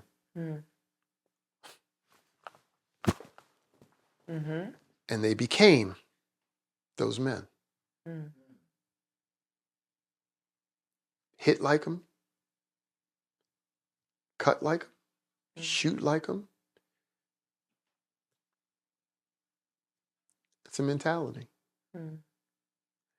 And it's amazing how a mentality can cause you to transform. Now, the wise ones know how to have a certain mentality and maintain a posture. But the others, you see them falling apart at the seams. They start talking like, walking like, acting like, whatever is in their mind. So that's what you get. And officers, there's no difference. If you didn't have a life, a structure, and a foundation outside of these walls, you will become your environment. You have to be either strong enough to change the people around you, or they will change you. Or you won't be walking the same direction long. There'll be a clear divide of, hey, they're walking parallel, but they're not walking together. There's a difference. in a whole nother lane. Once you start crossing lanes, people can see you crossed the line there. Mm. And people don't understand how powerful that word, that phraseology is of crossing a line. Because we may be enemies walking to the same destination, but we're not walking together. You're in your lane, I'm in my lane. Rules over here or rules over here. Rules over there or rules over there. I think it was displayed well in the movie Ricochet with Denzel and Ice-T. Yeah, we played ball when we was kids, but now you the law, and I'm a drug dealer. Keep your stuff there, and I'll keep my stuff here. Be wary of the line. And the only thing that changed is when the rules were violated. See, the older generation in the jails had rules. This new generation, they don't have rules. They have emotions. They have impulses. They just do things. A lot of things that we got done in the jails, the inmates created it. The inmates taught us how the jails should run. Because the other people weren't interested in teaching us that. They were teaching us how to suppress. I'm looking for solutions, and suppression is not necessarily a solution. It's a Band-Aid on an oozing, gaping wound. Inmates taught us. In the early 80s, I forget the commissioner's name, because I really never liked any of them, except Jackie McMicken. She was nice. These other guys that came along were horrible. Inmates were throwing urine and feces and blood on us, and he told us to wear raincoats. And this is during AIDS. Yeah. Yeah. So I'm asking the question, wait a minute. Are we the law or are we the puppets? So again, I'm politically incorrect now because you're speaking out of turn there, you uppity, what did they tell me? You're light, but you're not white. So why are we subjected to this? The inmates in HDM, all the way back then, lined up on those tiers like, I hate to say it, I hate to give this reference to give anyone credence to try to make us out to be this. But if you've seen Rise of the Planet of the Apes with Caesar, when they were all standing around the tiers, that's a scene from jail. We're not animals, but that scene is from jail. And they coordinated and lined themselves around the entire perimeter and leaned on the rails, shoulder to shoulder, looking over the rails. Very peaceful, passive. And, you didn't really think anything of it, except when you saw Malcolm X, they said no man should have that much power. There was too much unity. Something's wrong. But it wasn't against us. Commissioner walked with the warden. And all of a sudden, from behind those people who were shoulder to shoulder, came some liquid-filled balloons. And they doused the commissioner. And when the warden said, "Who?" He looked up and they were all just standing there. You couldn't see who it was because the people were behind them. The inmates understood, if we can't get the administration to respect these officers, the officers will never respect us. They would infuse within their power means for them to now empower us differently so we wouldn't feel like pawns, so we wouldn't treat them indifferently. It was a psychological game, but it worked. Rules changed immediately. We went back to business as usual. That's critical thinking. All inmates are not opposed to law and order. They like rules. One of the ones who shows the rules the most are the mobsters. you need permission to kill a boss. You need permission to do it. You don't do this. You don't do that. You're like, hey, you have rules. You're a mobster. You're a gangster. How are you giving rules? But they had rules. And those rules were for survival. The inmates, as long as there were rules in the institution, they learned the rules, they learned how to work around the rules, and they were okay with the rules. Once there was chaos, they were in danger also. Because now the rules don't, if the rules don't apply to us, it definitely don't apply to them. So if we allow an inmate to be chaotic, unruly, uncontrollable, that guy's going to turn on them. At some point. So that's how they kept things in order, by helping us get what we wanted. Were you on, well, of course you were, when Pac was convicted Yeah. and went to the island? Mm-hmm. Could you share that with us? Did you get an opportunity to interact with him? Only in passing, In passing. because the high-profile cases, they didn't want us handling because they thought we were tainted. So you pass by, you see Biggie, and any of those that had any notoriety were immediately treated differently. Did his presence change the atmosphere at all? No. The people who changed the atmosphere for me, the most impactful person, was Fat Cat Nichols. Fat Cat Nichols. And the only reason he changed the atmosphere is because we didn't know who he was. He came in and I said to him, you might want to check that medallion. It's kind of rough in here. He said, I'm good.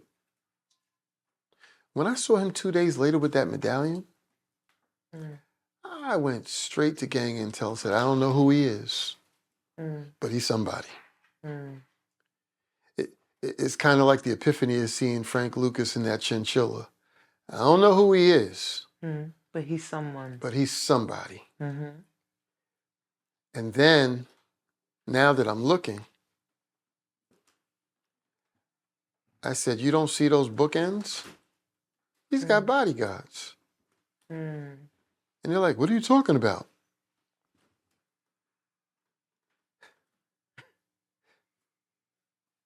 I'm giving them coordinates to look at. To see where each person is positioned to him. To him. I said, they're there for him. They're not neutral observers. They're not bystanders. Again, how do you know? I said, test the water. Go move them. Did they? Of course they did. I said, those shadows, got to stay near the light. And the reason there's so many of them is because if you pull 2 of them off, the others will still be there. But watch the reaction. If you move one of them, none of them are going to pay attention to you. Every other inmate is going to be like, what are you doing? They're not. Because he's not their prime objective. This guy is. And then I no longer saw him. But changed an atmosphere. Change in atmosphere. I had, I wound up working in criminal psych at Kings County Hospital, the prison ward there, and had the opportunity, the discomfort and pleasure of being a one-to-one to Vincent Gigante. And now, for all you who don't know who Vincent Gigante is, he was very infamous, very powerful, once upon a time, boss of Was one of the families. head of the Genovese crime family for 40 years. 40 years, wore a bathrobe.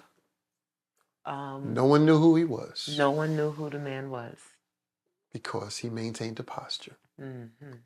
and never, this is intentional, there's nothing wrong with your volume. Mm. He never spoke above this whisper. Mm. That's why they could never get him on tape. Mm. Everything was a gesture. And we had an immature officer who wanted to know, he's an inmate like anybody else. Why does he have his own officer? Why does he have a nurse? Why does he have this? Why does he have that? He's an inmate. Mm. That officer was gone that day. Mm. Meanwhile, I got to meet his family, and he said one thing to me. You know what? You're respectful. Mm. I said, okay. Never had to give him anything extra. Mm. He never asked me for anything extra. My colleagues, on the other hand, would always tease me because the line, my favorite line for anyone coming in, hey, Parker, let me get some of that food. What, you want to stick a gun? You know my price is $1 million, right? Mm. So everything that they wanted was $1 million. Mm. That was the game. Yeah, drop $1 million in my account. That was the standing, walk through, pass. What do you want? Something from where? Oh, yeah, sure, $1 million. And I walked in that day, and they told me, they said, got somebody with your price. I said, what price? Oh, no, that was last year's price. The price has gone up.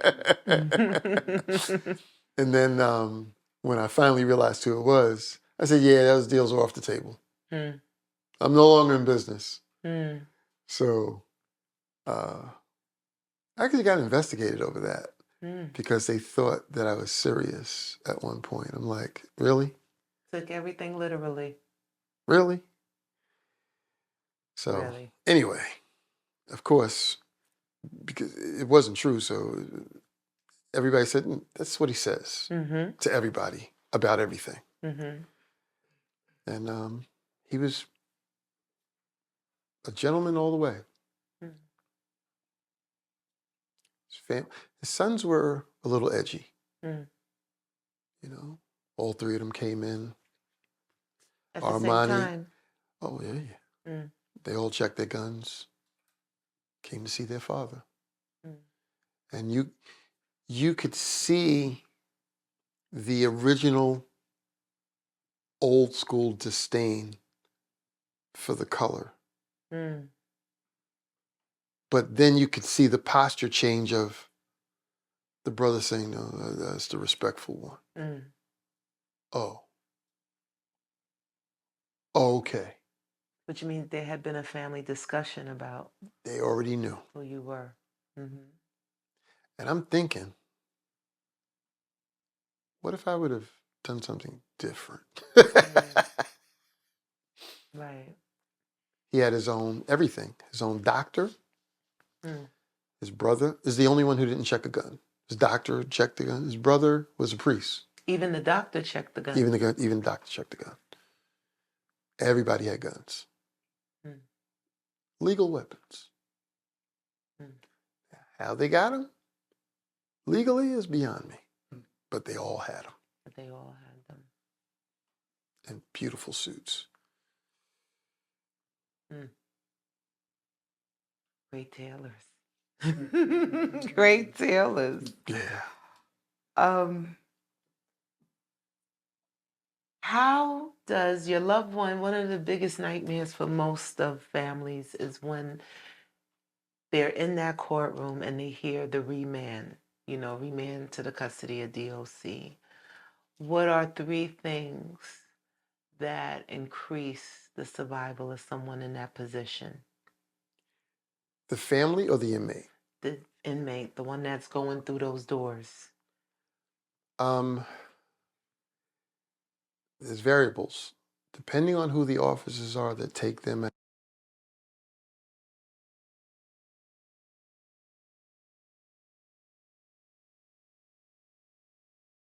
or give them hope. Mm.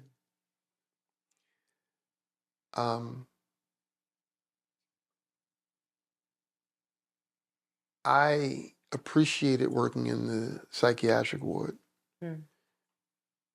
because I learned better. Mm. Some things were just tactical at first, but you got to ask yourself, what do you tell a suicidal person? Stop or else shoot? Mm. That's what they want. That doesn't work. Mm-hmm. I always look for answers, and I realized that's not the answer. So that's no longer the approach for that individual. Mm. Well, the same thing. Depending on the age of the individual that's in the courtroom, Mm. the young ones are more impulsive, again, emotional. They don't have a full grasp of what life is. So anything to them is dramatic. Mm. They think the world has ended. I know people may not like the man, but Bishop T.D. Jakes preached a message, potholes on the road to destiny. Mm. He said some potholes are just small. You hear it, boom, boom, no big deal. Mm. Then there's some you got to come and check your rim. Then there's others that you've bottomed out. Mm. He said, but no matter how bad the pothole is, you don't spend your whole life in that pothole. Mm. For kids, they fall in a pothole and they think that's it. This is over. Mm. There's no more after this. And they go and they attempt to take their life. Mm. So that's why for me, one of the variables is the officer that escorts them out. Mm. Because when 50 Cent was in jail, Mm. they handed him a razor and told him, why don't you just get it over with? Mm.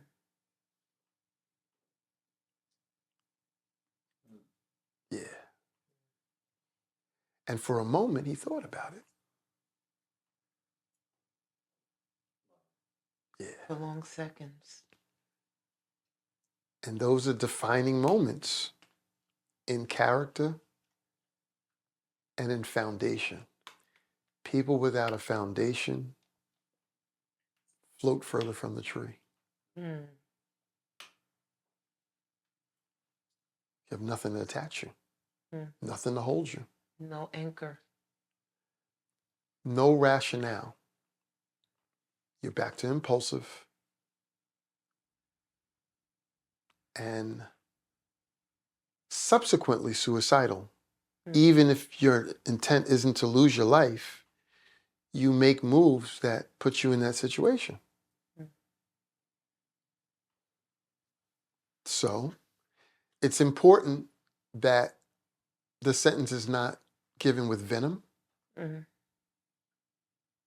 because, again, back to the old neighborhood, there were people who knew their place and their parameters. They knew their restrictions. They couldn't say certain things out loud. Mm. They had to subliminally do what their heart was telling them, because otherwise they would get lynched with everybody else. Mm-hmm.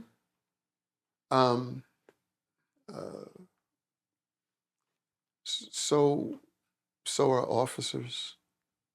So are judges. There has to be a certain lack of malice and professionalism. And I encourage it to a different level. Mm.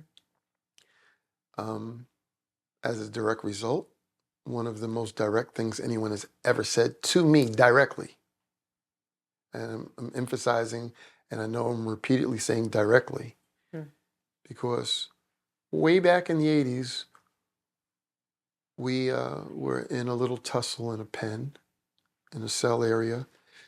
And to this day, people tease me because my keys are attached to me. I have things dangling and chains and whatnot. And they go, that looks so funny. I said, you can look however you want to look. Mm.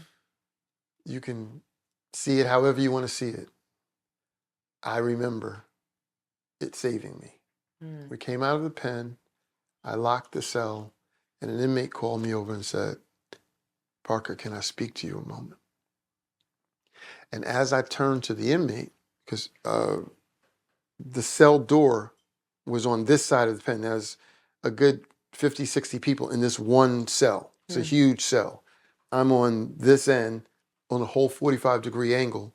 I'm coming around, and he asked to speak to me. And as I went to turn, my pale counterpart says to me, "You social working, inmate loving nigger, what are you talking to that mutt for?" And this is on Rikers. Yeah, it's not upstate. How comfortable was And that person? my first inclination was to go and cause him never to be able to speak again. But I realized that that wasn't the wisest thing to do. Climate was wrong. The witnesses were wrong. I'm being painfully honest. Critically But- thinking. But my mind was, this is what you deserve. Yeah. How dare you? But then the wisdom kicked in and I said, you know what? I wasn't going to come see you. But then I realized that whatever this inmate had to say was more important than you. And I turned to the inmate to ask him, what do you need? And he handed me the keys that he had dropped inside. Wow. Now, the dynamics of that moment, I don't know if you could imagine. I had in that one pen 50 or 60 individuals. But I had 18 cells in the area, and we had over 500 inmates in there. And he had the keys to open all 18 cells. Divine intervention. Now, if I weren't there, I think he would have gotten those keys back a whole nother direction. Absolutely. If I had not answered, I would have been part of it. I would have been complicit. And for me, that was one of the most empowering moments of my career. Because I went to the board of directors in that arena right there and I said, you know, while you were calling my names, I just couldn't help but think, if I weren't here. But first, let me ask you a question. Where's your keys? Because I knew who they belonged to because we had assignments. Right. I said, yeah. This social worker, inmate lover. We're not finished with that other word yet, but we'll get to it. If I weren't here, you would be getting these back a whole nother direction. Possibly impaled by them. Oh, most definitely. They told me the only reason it didn't go down is because you was in here. So you saved his life. They had rules. And the problem was, we were the response team. So by the time they would have figured out that the response team wasn't responding, it would have been impacted or compacted. Gravely. Think about it. We're the response team. So when a cry for help comes, we respond. Right. What do you do when the response team needs help? There is a contingency, but what happens when you don't know that they're the ones that need the help? Right. How much time elapses? Seconds, minutes. And it doesn't take long. I mean, what are we going to do with that volume of people? Except take that, take that, take that. I understand you did some private protection with some artists or known as celebrities. Who are some of the folks that you had the pleasure or displeasure on providing protection for? I had the pleasure of providing protection for 50. We actually did get Rich Die Trying, the whole opening with him. Mm. And his entourage wasn't so pleased to see me. Mm. Did they recognize Oh, you yeah. from their past Oh, yeah. experiences? Oh, yeah. Resort DOC? Yeah. They knew exactly who I was. Mm. And they asked him, yo, what's the police doing here? He says, chill, it's my security, my security. Mm-hmm. For whatever he has done in his life, Mm. with me, he was professional, Mm. polite, accommodating. Mm. So as much as I would say things about other people, Mm. I can't say that about him. That's what he was to me. Mm. So 50, you're right in my book. Some of the biggest, Jay-Z. Mm. Some of the most infamous within that realm is we had just recently opened the 4040 Club Mm-hmm. in Atlantic City. Oh, in AC. Right. We did New York, but then now we're in Atlantic City. Mm. And they had a whole platoon of security, but he wanted small detail from New York. And when I got there, this became my claim to fame in the outside industry world. Him. Because he assigned me to Beyonce. Mm. And they were upset. It was their contract. Mm. They didn't, who's he? Mm-hmm. Jay-Z hired me because he liked my tie. Mm. I didn't know. I'm not in that realm anymore. I don't follow, you know, it's embarrassing to get hired for someone and you don't even know who they are. So you didn't know who he was? I knew who he was. Okay. I knew who Beyonce was, but other artists, you got a picture? Mm-hmm. I'm not in that realm. But that was the other part that he liked when he gave me to Beyonce. I'm not a groupie. Mm. I'm not, falling to pieces. I'm professional. Mm. Yeah, these other guys, they're gawking. We had to fire a guy. Mm. Why? He was overwhelmed. He was just overwhelmed by the pixie dust. Choice of words. Well, you got to understand, it wasn't just her. I mean, she's enough by herself, honestly. But he had the street lined with those girls in those little flamingo leotard outfits that you see in Vegas in February. Mm.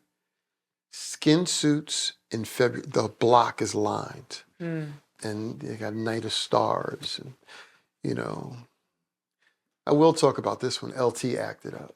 Because, at that time you couldn't smoke inside the clubs. And he's like, yeah, you want this. You want it?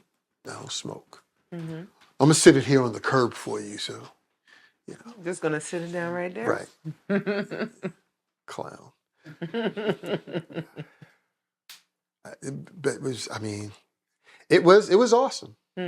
Because, now you're not in the presence of one. You've got a platoon from every era. I mean, all the way back from Ashford and Simpson to Serena. That's a big span. And they're all walking to the door. And that professional couldn't handle it. It was just overwhelming. Yeah, he was, especially with the women, honestly.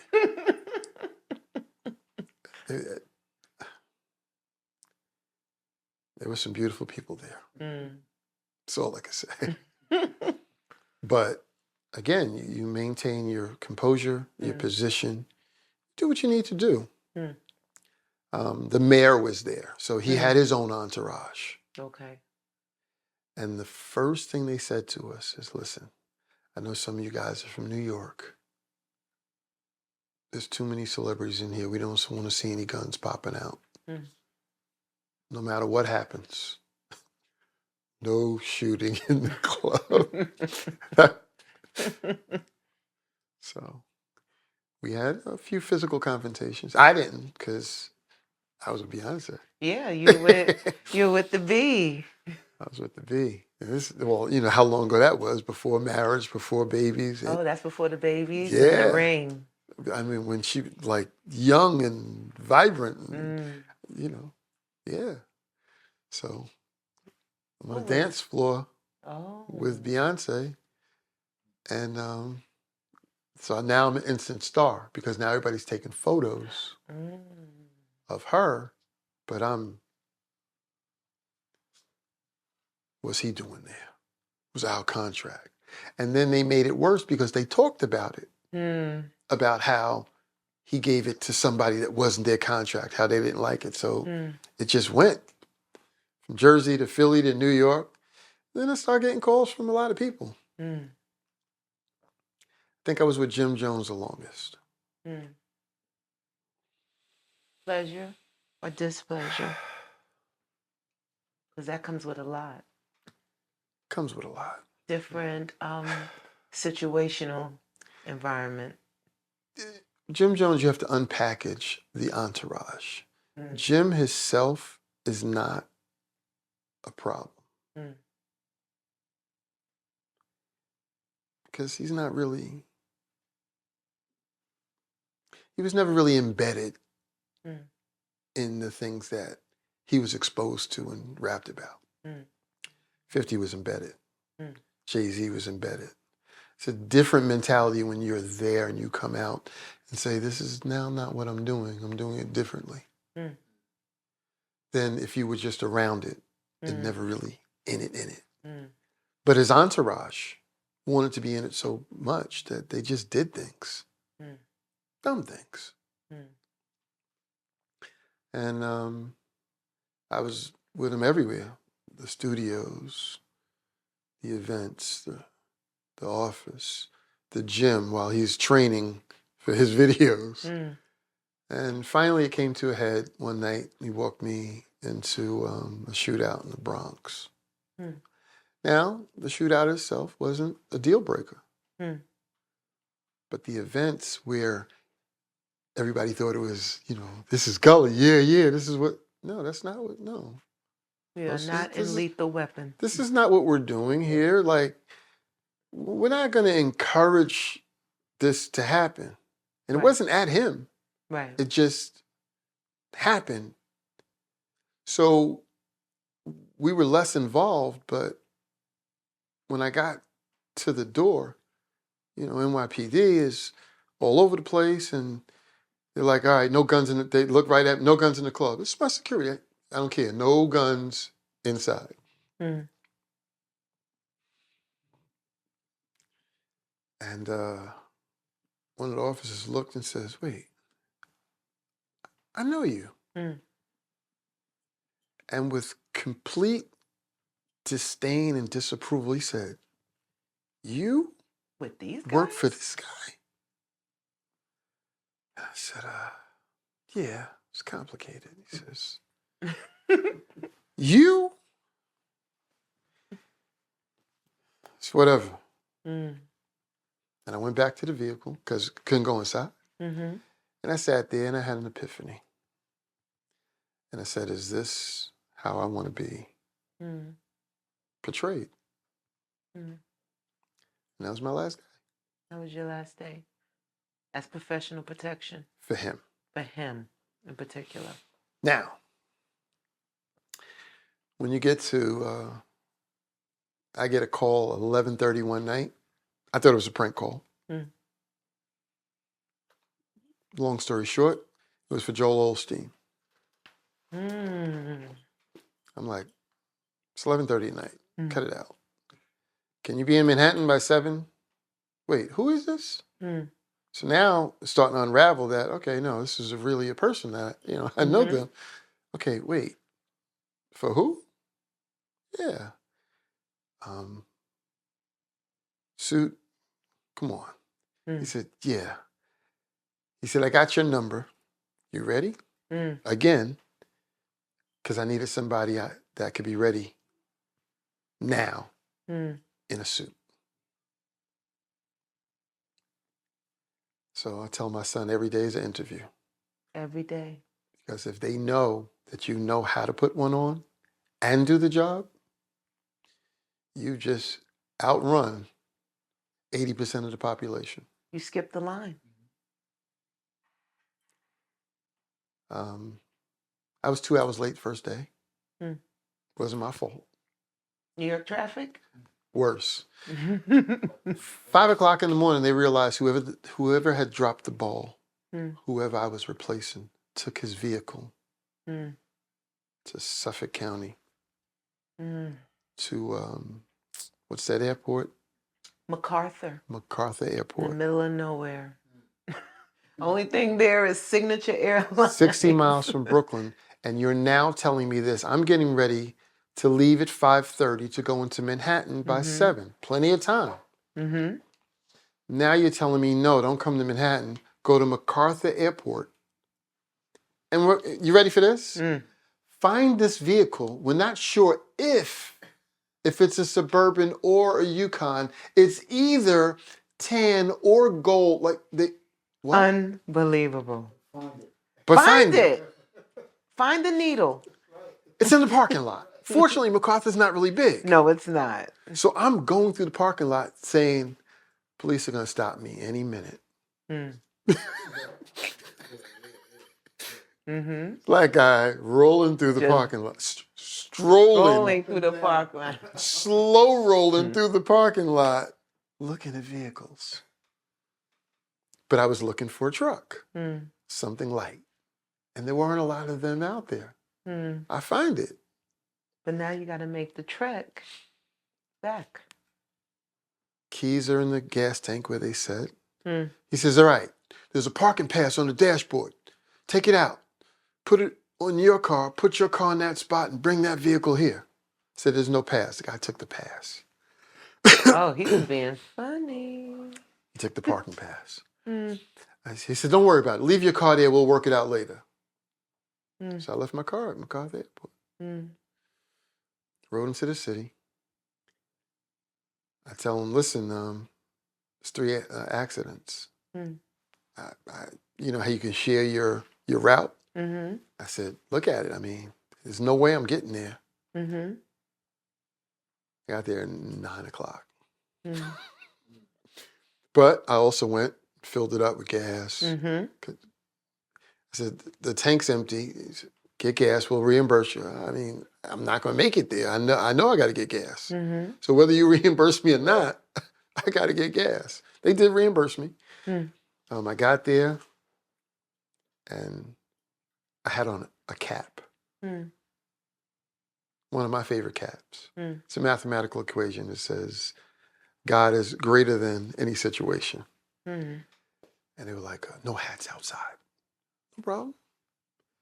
I look, I see all these vehicles double parked in the street. I'm like, how am I supposed to get through? So what are we supposed to do? Park the vehicles. Turns out all these drivers were either from Jersey, Long Island, or Texas. None of them could parallel park. How much experience do they have with that? So I get out, I park everybody's car, and it wasn't a show. It was like, you're blocking the street. But I realized that there's always somebody assigned to pay attention.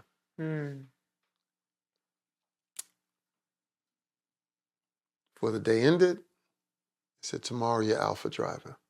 So, of course, now the hate kicks in.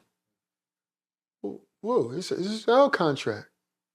You bring me in, and day 2, I'm now 1. It's beautiful. I got a chance to interact with his whole publishing team, graphics and everybody. I was plucking their brains, because, I'm trying to get my books. I want to know what can I do better. And they were, they weren't standoffish. They were asking me questions because they saw the hat. And then, everything like clockwork. I got everywhere we needed to be faster. I did. If you ever played a perfect game Mm. without orchestrating the game yourself, Mm. I just had a perfect game. Mm. Everything was everything. No misses. Mm. You know, usually there's a mess up here or there. Not in this instance. Not in that instance. Turns out all the book stores that he went to Mm. in New York, Long Island, Jersey, none of them dealt with independent self-publishers. Mm. So I couldn't even piggyback on those arenas at that time. Mm. But all the ride home, all I could think of was, I need to become a publisher. Mm. So they can't say no. Mm. And you did. Took a long time. Hmm. 2023, Bowker finally recognized me as a publisher. So Awesome. all the books I had there, that didn't mean nothing. Now, moving forward, they mean something Mm. because it's under my label. Mm. So Olsen was nice. We finally get his last day, Mm. Teterboro Airport. And he said, can I ask you something? Mm. Is your name really Joel? Yeah. Smile. His posture Mm. was the same. Mm. Even when they had mishaps, Mm. like they messed up reservations or places were not what they advertised or whatever, Mm. he was, okay, well, we'll just find a solution. Mm. Like I never saw him out of pocket. Mm. He says, is it true your name is Joel? Yes. Is it true you actually go to a church? Like you go physically to a church? You're Christian, like Mm-hmm. for real? Mm-hmm. Yeah. He says, all right, last question. Is it true you write books? Mm. Oh, we need a picture. They need to know there's two of us out here. Mm. And that's how they posted it. It's Pastor Joel and Poet Joel. Awesome. And immediately, the Instagram followers started popping up. Mm. Joyce Myers, Courtney Wilson, Jakes. All that circle Mm. wants to know who that was with him. Mm. And most recently, in a political world, I think it takes the icing. I was with Robert Kennedy Jr. Mm. Who is one of our presidential candidates Yeah. for the 2024 Presidential Olympics. Yeah. I'm calling it because I don't know what's going And he was happen. also very nice. Mm. You would have thought you were sitting next to Koch for a moment. Mm. He was engaging and no rush. No. Hey, why are you over there? No. Come over here. Mm. So. Mm. 2022, they said there was tragically and unfortunately the highest rate of deaths on the island in what they say is decades. Yes. What do you think are the factors that contributed to that? There are many variables. Mm. Again, if you allow politics to change rules structurally from a non-applicable position, very much like I said to the administration in the 80s, I challenge you to put on a uniform, change the name, even though people are going to go, no, I just look like him. People say that all the time. Mm-hmm. Put on a different one, and I want you to do what you're telling us to do according to the rules and in the manner, tone, and posture that you're saying it should be done. Mm. No one took me up on that challenge because they knew it was smoke and mirrors. Mm. People like saying, oh yeah, just do it this way, it's easy. Mm. Even some of the advocates who come and say, there shouldn't be this many police shootings and there shouldn't be this. Really? Have you ever stood in front of a person that you thought might have had a weapon? In the seconds A lot of between these it. officers are scared themselves. Mm. And then when you add the racial barriers, and then you add the agitators and instigators,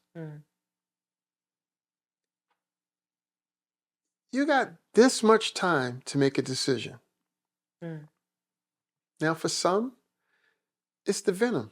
That's what they were. But you should have been able to weed that out. But I realized the reason you didn't weed it out because you're part of it. I got to go backwards for a minute because I keep going back to the 80s because my foundation in the jails is this. You learn parameters. You learn dynamics. It's one thing to see someone that looks a little tipsy and say, oh, are they tired? Are they high? It's another thing to see the toxicology report. Truth. Before we get to the 90s, 89, we had a major disturbance. An officer, well, again, the department, with their politics, decided to downgrade personnel and try to replace people with cameras in a jail. So they replaced 4 people with 1 and cameras. 1 person with cameras. And unfortunately, an officer who happened to be of a pale complexion with, he had a little Mr. T set on. Italian guy with a lot of gold. And they took his gold, broke his jaw. It was only, even though it was only a superficial laceration, they did cut his throat, broke some ribs. And the person at the camera couldn't see it because they had pulled the plugs. Turned into a full-scale, you might remember this, standoff at the bridge, where it was police against correction with Dinkins as mayor. They blocked the bridge and wasn't letting anything on or off. News reporters were saying dumb things. Well, how can it be a standoff? Wait, what do you mean the correction guards have guns? They didn't even know that we were officers. They didn't know that we were armed. So detached from truth. So I'm inside, and these inmates took over one of our facilities. You won't hear that on the news. No. But they took over the facility. And it was wonderful. They had those wonderful drop ceilings. Well, they ripped the ceilings out and took all of those metal sheaths and made shanks. Swords. Everyone had one. They had those big fans. They took the front plates off of them and made these wonderful blades. And it was a very, very rough patch. And my warden said, take the jail back. And so we did, by any means necessary. No regrets. Anything that I did, I meant to do. That's what had to be done at that time. It was not a malice, was not a venom, it was out of survival, but it was absolutely necessary if I did it. Now, some of the others were looking for opportunities. But those same inmates, I recall, I've been in blackouts and riots before. Inmates protected us. My first blackout, inmates surrounded me and told the rest of them, save that energy for somebody that's disrespectful. There were still rules. So now, for anyone who doesn't see them as a person, something's off. And that's how I began to deal with all of them from that time. So that was my my my identification, the respectful guy. No, you can't have nothing extra. Mm. No, I'm not bringing you nothing illegal. Mm. But I'm going to give you as much respect as you allow me to give you. Mm.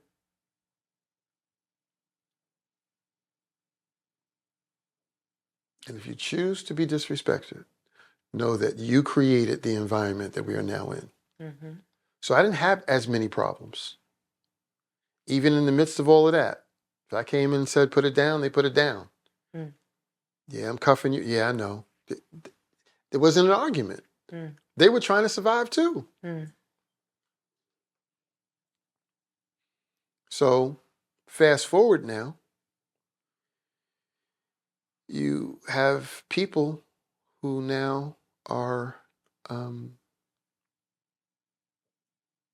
subjected to a climate, Mm. whether it's the epidemics. I'm sorry, back to the toxicology. In that riot, a shirt was ripped off from one of the officers. Mm. The inmate was trying to tell us the whole time, but we didn't believe it was as deep as it was. He had a tattoo of a black baby with a noose around his neck. Mm.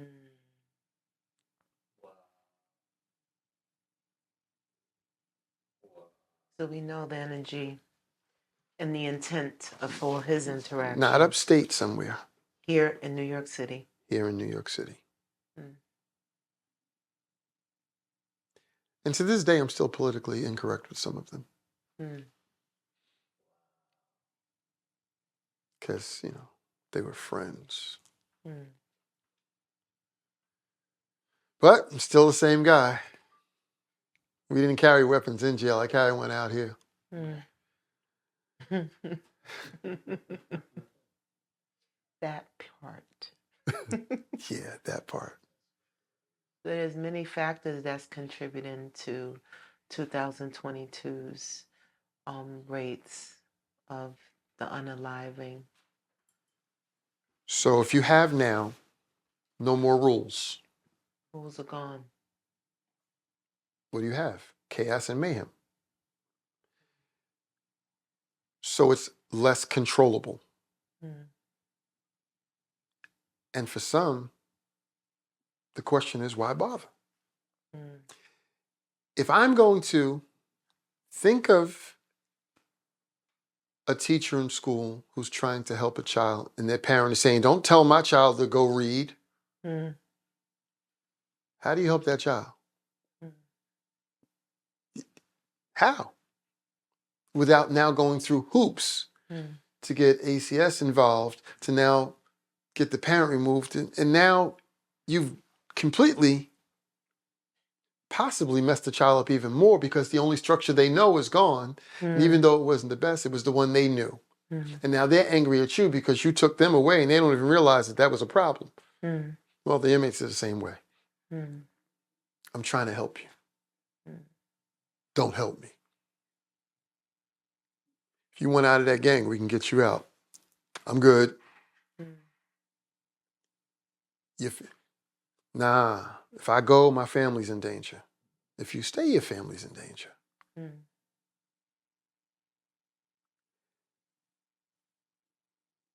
So how do you help? And if you overstep, you're indicted by the political system and the legal system for trying to help. Mm. When they used to say things like, any officer that is talking to an inmate is not a real officer. What? Wow. Are you retarded? Don't talk to people. This is where you get your information from. Mm. You don't have to use a person. You just have to be respectful enough for them to want to tell you, for them to want to hand you the keys. Right. That's all you have to be. What did I give them? Nothing. Respect. Tangible. Illegal. Nothing. So you don't want to talk to them. So some recent events in the last couple of years. you saw that a female officer got attacked by an inmate. This one got televised. Mm. The inmate somehow jammed the door and ran into the officer's station Mm. and was ripping the officer's clothes off. Mm. You know who got there to help the officer first? Yeah, another Not the response team, the inmate. inmates. The inmates who understood the rules. Mm. They broke through that door, Mm. got him off. I said, do you think that officer looks at those inmates as just another inmate and don't speak to them? Mm-hmm. Do you think that's what's going through her mind? Mm. Because it certainly wasn't what was going through my mind in that blackout. Mm. When the response came and they looked in, I said, I'm good. You're good. They thought you were in pieces. They thought I was crazy. Like, they came inside, how are you good? We're good. Mm. You sure you haven't been compromised? Like, you went through the whole hostage negotiation verbiage. Mm. Absolutely positive. Mm.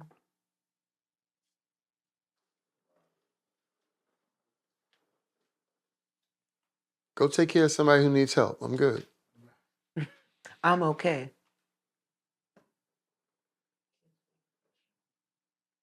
Um,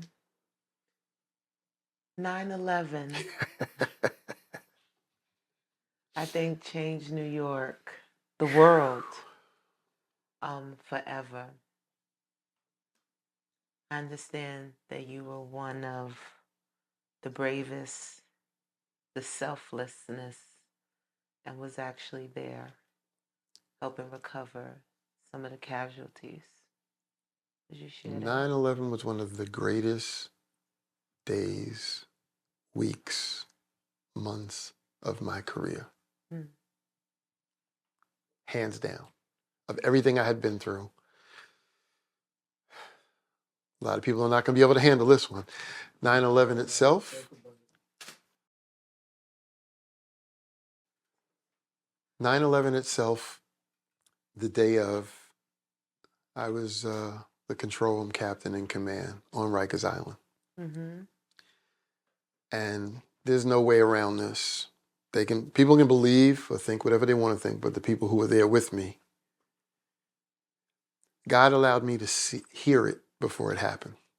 I didn't know what it was. Mm-hmm. All I heard was confusion, and it was just crazy. It was chaotic. It was cataclysmic, and Mm-hmm. I didn't know what was going on. And I called for a radio silence. The assistant warden at the time called me and said, Captain Parker, Mm-hmm. what is so important that you called for a radio silence, and who gave you authorization to do so? And I couldn't immediately explain it because I still didn't know what was going on. Mm. I said, I'm trying to hear something. And there were distractions. Mm. I had already, I'm not even 100% sure why, Mm. started calling the other captains and asking them to lock the jail down. Mm. Just lock it down because something's not right. I don't know what it is. I really didn't. So I told the assistant warden, do me a favor, indulge me in my folly since you already think I'm crazy anyway. Mm-hmm. And then you could do whatever you want. Turn on your TV. Mm. He said, I don't have any reception. I said, turn on your radio. He said, oh my God, a plane just hit the World Trade Center. I said, that's it. Mm.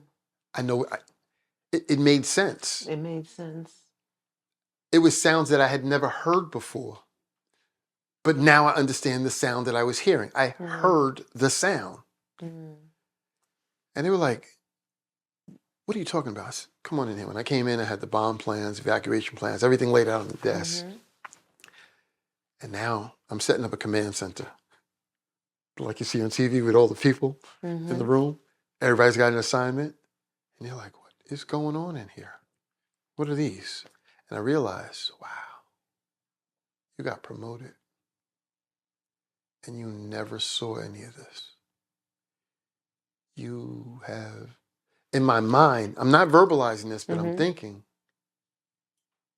you have no idea what's going on.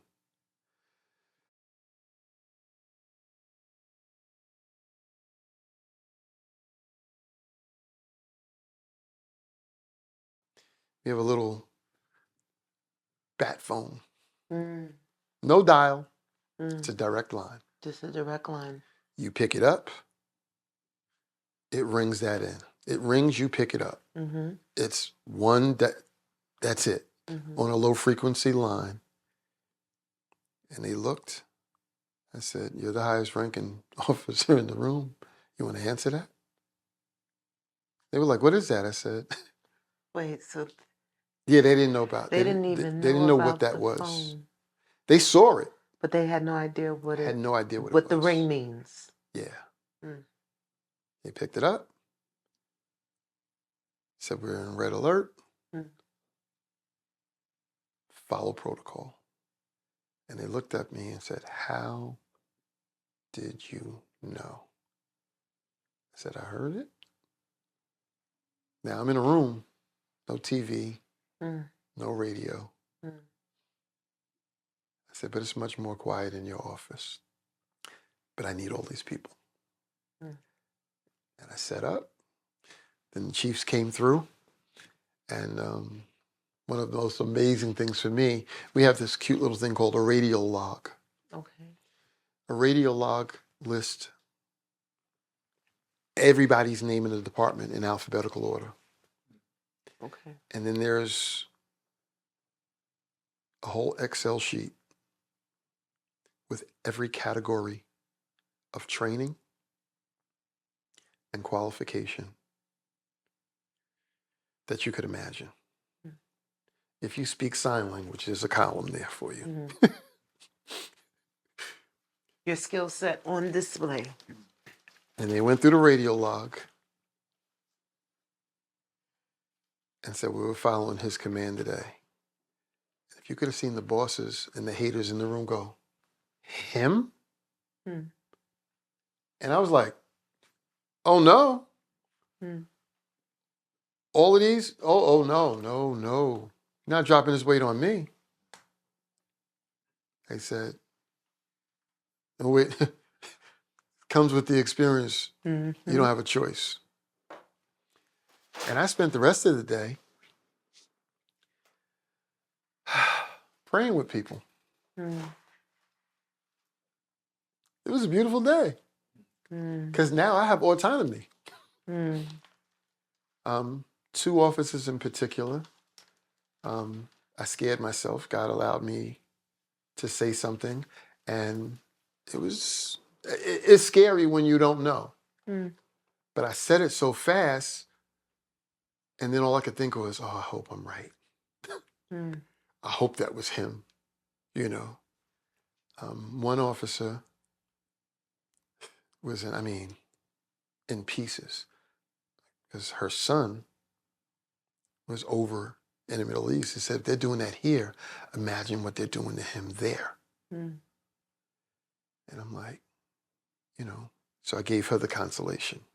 But the bigger one was, I said, listen, I need your head in the game. Mm. Can you leave the country now and help your son? But for us to survive, Mhm. this team has to work flawlessly as a team. Mm. There's no individuality here now. Mhm. Team. If you're not part of this body, this unit, this team, you need to go. And if your head is not in it, you're a liability. Okay, I'm going to get it together. The next one, she had lost her first child. Mhm. And her second child was on a school trip to the World Trade Center. Mm. And I took her and told her, I said, listen, long story short, I assured her, which you should never do. Mm. Legally, you should never do. It's like a kidnap victim. You never tell them, we're definitely going to get them back. No, we're going to make every effort. We have everybody on it, but you don't make promises to people. They will hold you accountable. And I said, Your child is okay. Mm. And you'll be able to find that out real soon. So I set up on a low frequency line a call out for the officers to now contact their family. Mm. Want to let them know they're okay and to find out, who's what. She calls the school. Tell me how the whole class got on the wrong train. Mm. You know how God. the 2 and the 5 and the 3 and the 4 split? Mhm. They were on the wrong train, and the train was already rerouted, and they were back at the school already. Mm. She just looked at me. And I said, I ain't know how. I'm just glad it is. You know how. I'm saying I don't know how, Mm. but I'm glad it is. Mm. When I heard it, I didn't know how it was going to happen. Mm. I was just hoping I wasn't wrong. Mm. Then we went. We dispatched officers to secure the perimeter. We were doing search and rescue the next day, Mm. as a volunteer. Mm. They didn't even have a hazmat suit that could fit me. So I was in pieces, in the toxins, in pieces. Mm. Day 3, I got a hazmat suit, a full hazmat suit. Day 3. Day 3. Mm-hmm. Yeah, well, again, I'm sure they had them for other people. Mm. I got mine day 3. And we're now no longer, they tell me we don't need you now. I was a little offended, but they called me back later to then do recovery. Mm. For anyone who's not familiar with the terms, search and rescue is looking for live bodies, Mm. and recovery is looking for something other than live. Mm. Again, my radial psychological profile said that most people are excited to find a live body. They're excited. They can be a hero. I saved someone. Mm-hmm.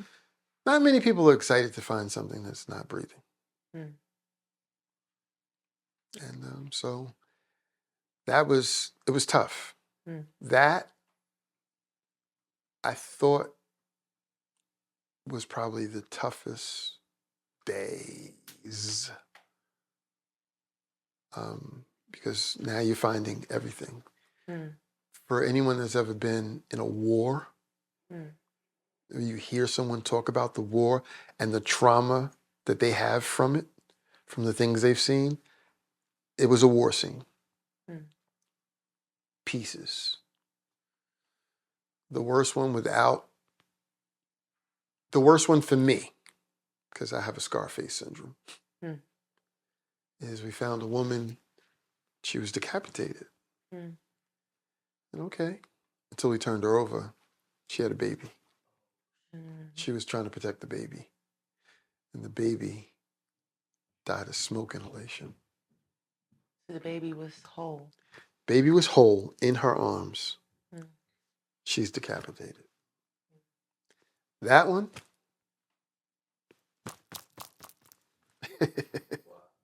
Could it not? all the rest, I know that I have a level of disconnect. Mm. So the analysis was that my mother created the disconnect. Mm. After seeing my mother in her bed, there was no one deceased that could affect me like my mother anymore. Mm. So once I got over that grief of being able to deal with that issue, Mm. who could affect me more than that? Mm. I have, the sympathy and the empathy for those who have various issues and parts or pieces, but a deceased body? I'm not callous, I'm not insensitive, Mm. but it's not going to affect me the same way. Mm. And ironically, I didn't realize it. They had profiled me long ago because I was doing all the funerals. And not just funerals. When an inmate dies in custody, they have to be discharged Mm. by us, fingerprinted out and everything, toe tag. Really? Yeah, so those were the calls that I would get Mm. to come and discharge a body. But Mm. that was my forte. Whether you were alive or not, I did admissions and discharge. And this was just a caveat for them. So while they're falling to pieces and, having issues, I'm now going, and this is business for me. Do you want to see a surgeon shaken while Right. he's got a body cut open? Or do you want to see them composed? So, okay, this is serious. It's a mindset. Mm. It's not callousness. It's how we are made. Mm. And once you know how you're made, who was it? Mark Twain Mm.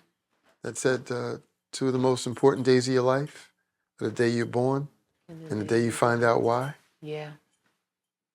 Once you find out what you are, who you are, it's a whole lot easier to navigate the rest of your life. So I accept that that's what I've done. I do all the funerals at the church. Mm. I did all the ones at the job. I go with people to identify bodies because they need someone who's not going to fall to pieces. So I'm a little touched. I believe divinely.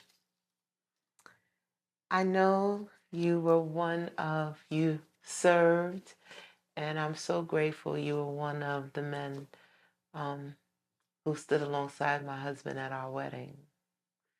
What is your history with Sean Bigga, also known as the Man of God? Well, we met in conflict.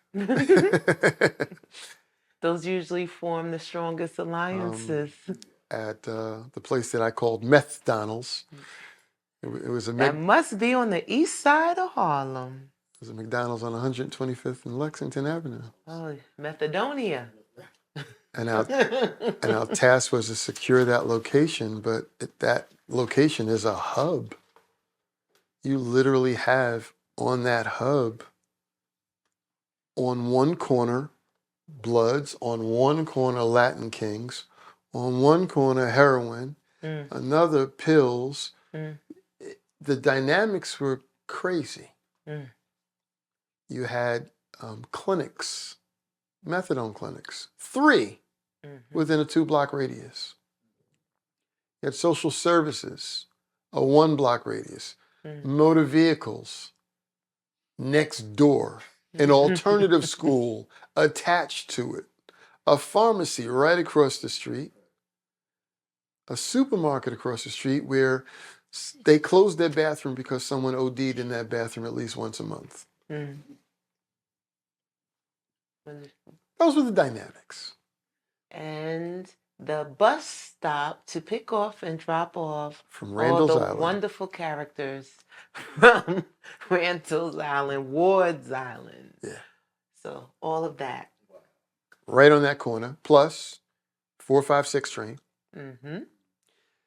The bus to LaGuardia, 60. There's 4 buses there. Can't remember all of them. 115, 101. The BX-15 that takes you right across the bridge back to the Bronx. So all of that is in that one hub. Path train's 1 block away. This is the Grand Central Station of Harlem. And at this McDonald's, they had 2 doors, and the people inside were greeting you with "Welcome to McDonald's, how may I take your order?" And they were controlling the bathroom so you can use whatever it is they just sold you, even if it was a person. They didn't work for McDonald's, of course, but they were salesmen. Don't let and that women go over your head, in even if it was a person. So, what do you need? Pills, weed, cocaine, heroin, a person? Whatever you want. It's right here. It's one-stop shop. And we went in and told them they had to leave.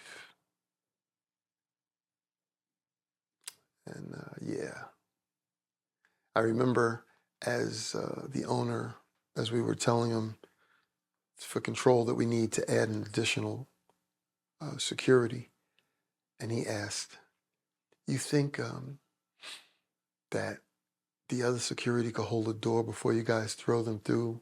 Because I can't keep replacing this door glass."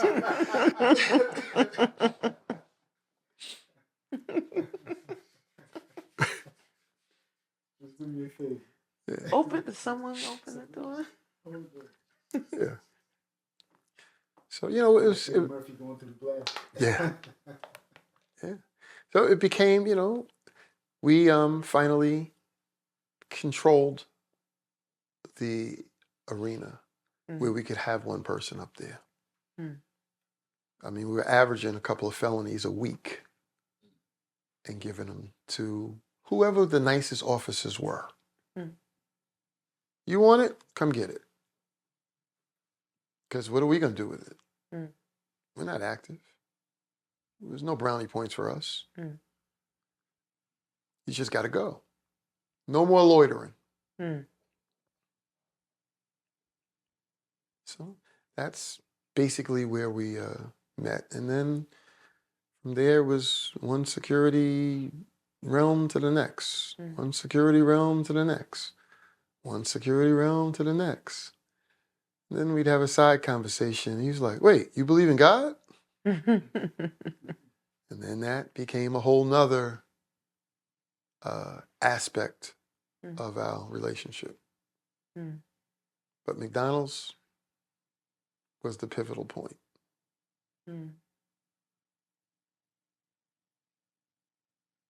In closing, with all of your experiences, all the environments that you have experienced, is there evil in this world?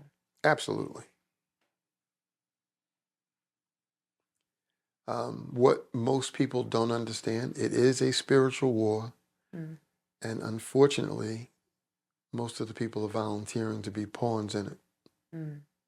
Because there is an out. There is an exit strategy. You can choose.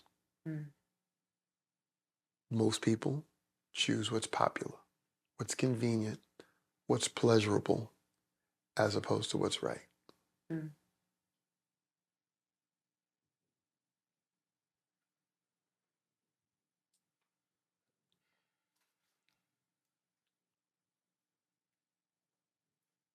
Author, Mr. Parker, Yes. tell us about the wonderful works of art that have come out of that mind and out of that spirit, and where our viewers can acquire them. Well, fortunately, I come from a very extremely talented family. I like to say a full Levitical tribe. We are the musicians, the singers, the writers. And a lot of people don't realize to do it effectively, you actually have to know what you're writing, singing, and playing about. And when you actually know that, it just increases your ability to do it in a positive manner. So being in the church, I mean, I used to, you know, when I was younger, you know, like every other kid, especially in the 80s, I wanted to be a rapper. But I was... Oh, yeah. Gotta hear that. It was DJ JP, simple. All right. My brother was a DJ, so we'd spin off of him. And, you know, we'd spin. But we were very lyrical. Again, as a child, my games at home was Scrabble. And you didn't just have to know the word, you had to know where to place it. And that's what became the game, placing words. So, you know, for most parts, you know, I had an affection for poetry, but I also like slams. I like the challenge. Mm. I like to be able to come and have a verbal war. Mm. And so that's what we did. And one thing turned into another for a while Mm. until I actually got my life together Mm. and found the church that was looking for me. And I realized that you're still supposed to do what you're supposed to do. There's a whole litany on a vision of how he gave it to me, but there are 3 symbols that encompass me that is now coined and trademarked in my brand. Mm. The first is my pen in the center that represents my ability. The second is a sword that represents my power.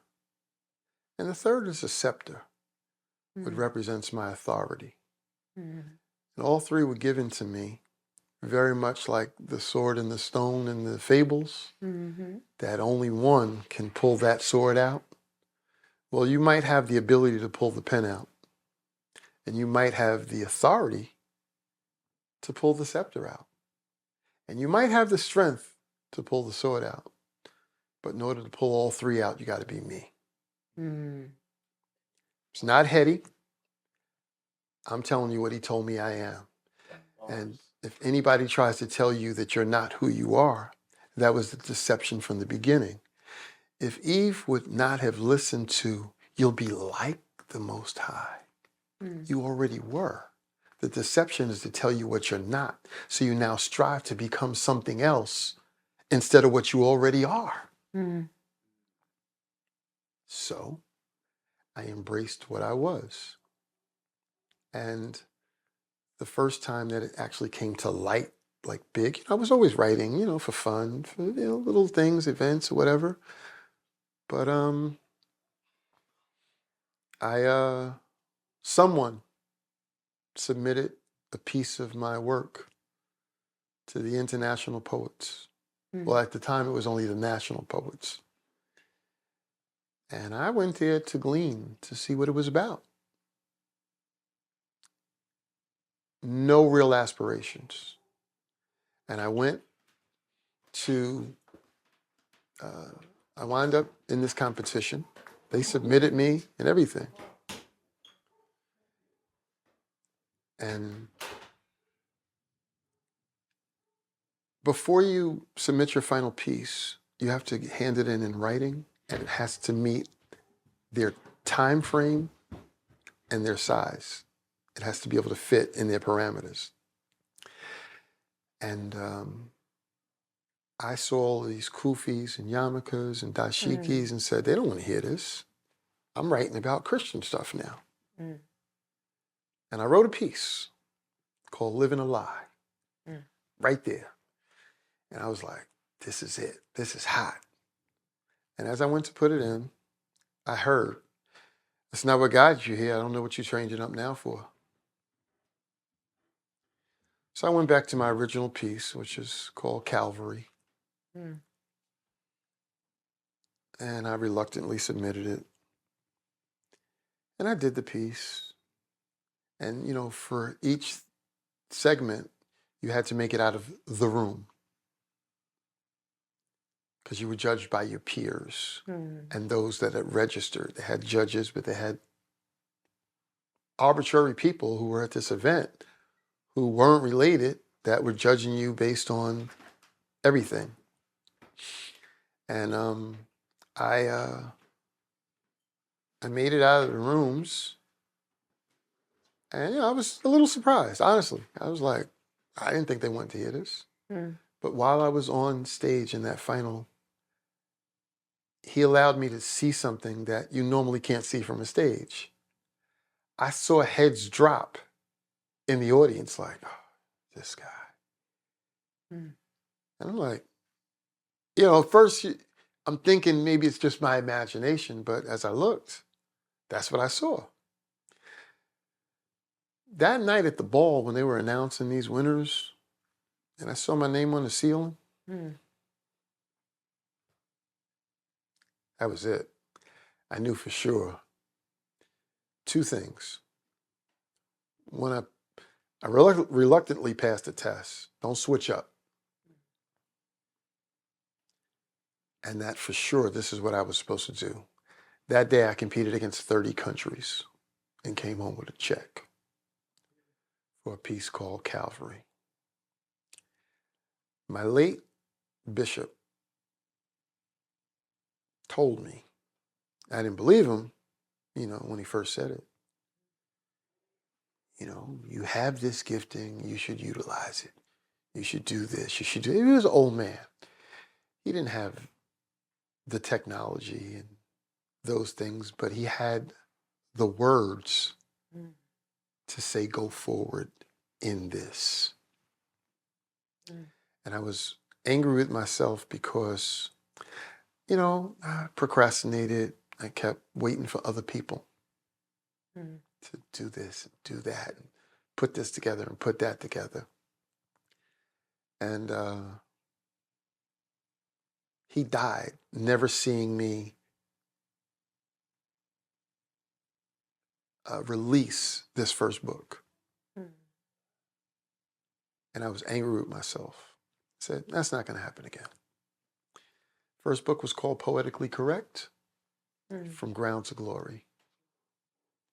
There's a couple of tributes in there to him that I wrote to him while he did hear most of everything in there. But he never saw it compiled in, with a cover and an ISBN number and everything. And all of them are on Amazon under Joel B. Parker. But unfortunately, I discourage people from going to Amazon because Amazon takes 60% of my money. Oh, no. So how do they order direct? They go to Parker's Poetry Plus. Parker's with an S, poetryplus.com. And on there, the books are there. And more coming. Well, thank you. Mr. Joel Parker, it has been a pleasure. I am enlightened. I am in the light. Until next time, because I think you are definitely have a lot to share with the people.